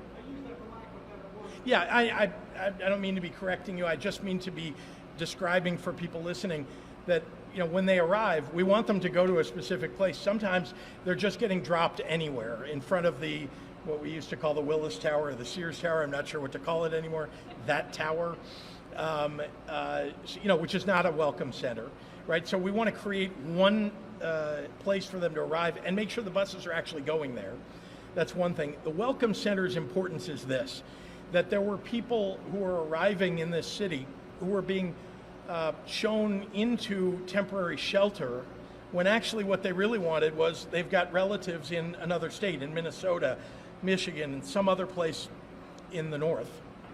And they wanted to get part of the way there, came to Chicago. Now they want to get the rest of the way there. Only if they want to, we're helping them to get there, either showing them to the place where they can get the transportation to go, or providing them with resources that they may need if they need to stay overnight for a night or two. But the point is that without a welcome center, without a robust effort at the front end, also to provide people with immigration lawyers so they can file for TPS and work authorization if that's what they'd like to do. The importance of it is, if people aren't given that opportunity, right, then those are people who are going into our system, coming onto the budget of the city of Chicago and the state of Illinois, that don't need to be. They may want to go stay with relatives who will take care of them in another state, perhaps. So that Welcome Center kind of gives a logistics operation for, where should someone really go. Now, what do we think? About 10% of the people who will show up at a Welcome Center will want to not enter the shelter system, not be provided the services that we're offering. But that's 10% fewer that we're sheltering, and therefore 10% fewer that are going to end up perhaps in front of a police station or at O'Hare Airport. So that's an important part of this, getting through the bottlenecks in the system, but only one part, and we've got to work all the way through this process. But again, Chicago and Illinois are responding to a humanitarian crisis in the way that we're supposed to, that Illinoisans believe in. And people who don't believe in that, come talk to me, because my family arrived here as refugees from another country many years ago, and without a little bit of help from a local organization, without the opportunity to send my 9-year-old great-grandfather to a public school in Illinois, I'm not sure my family would have survived or been able to thrive in the state of Illinois. Thank you.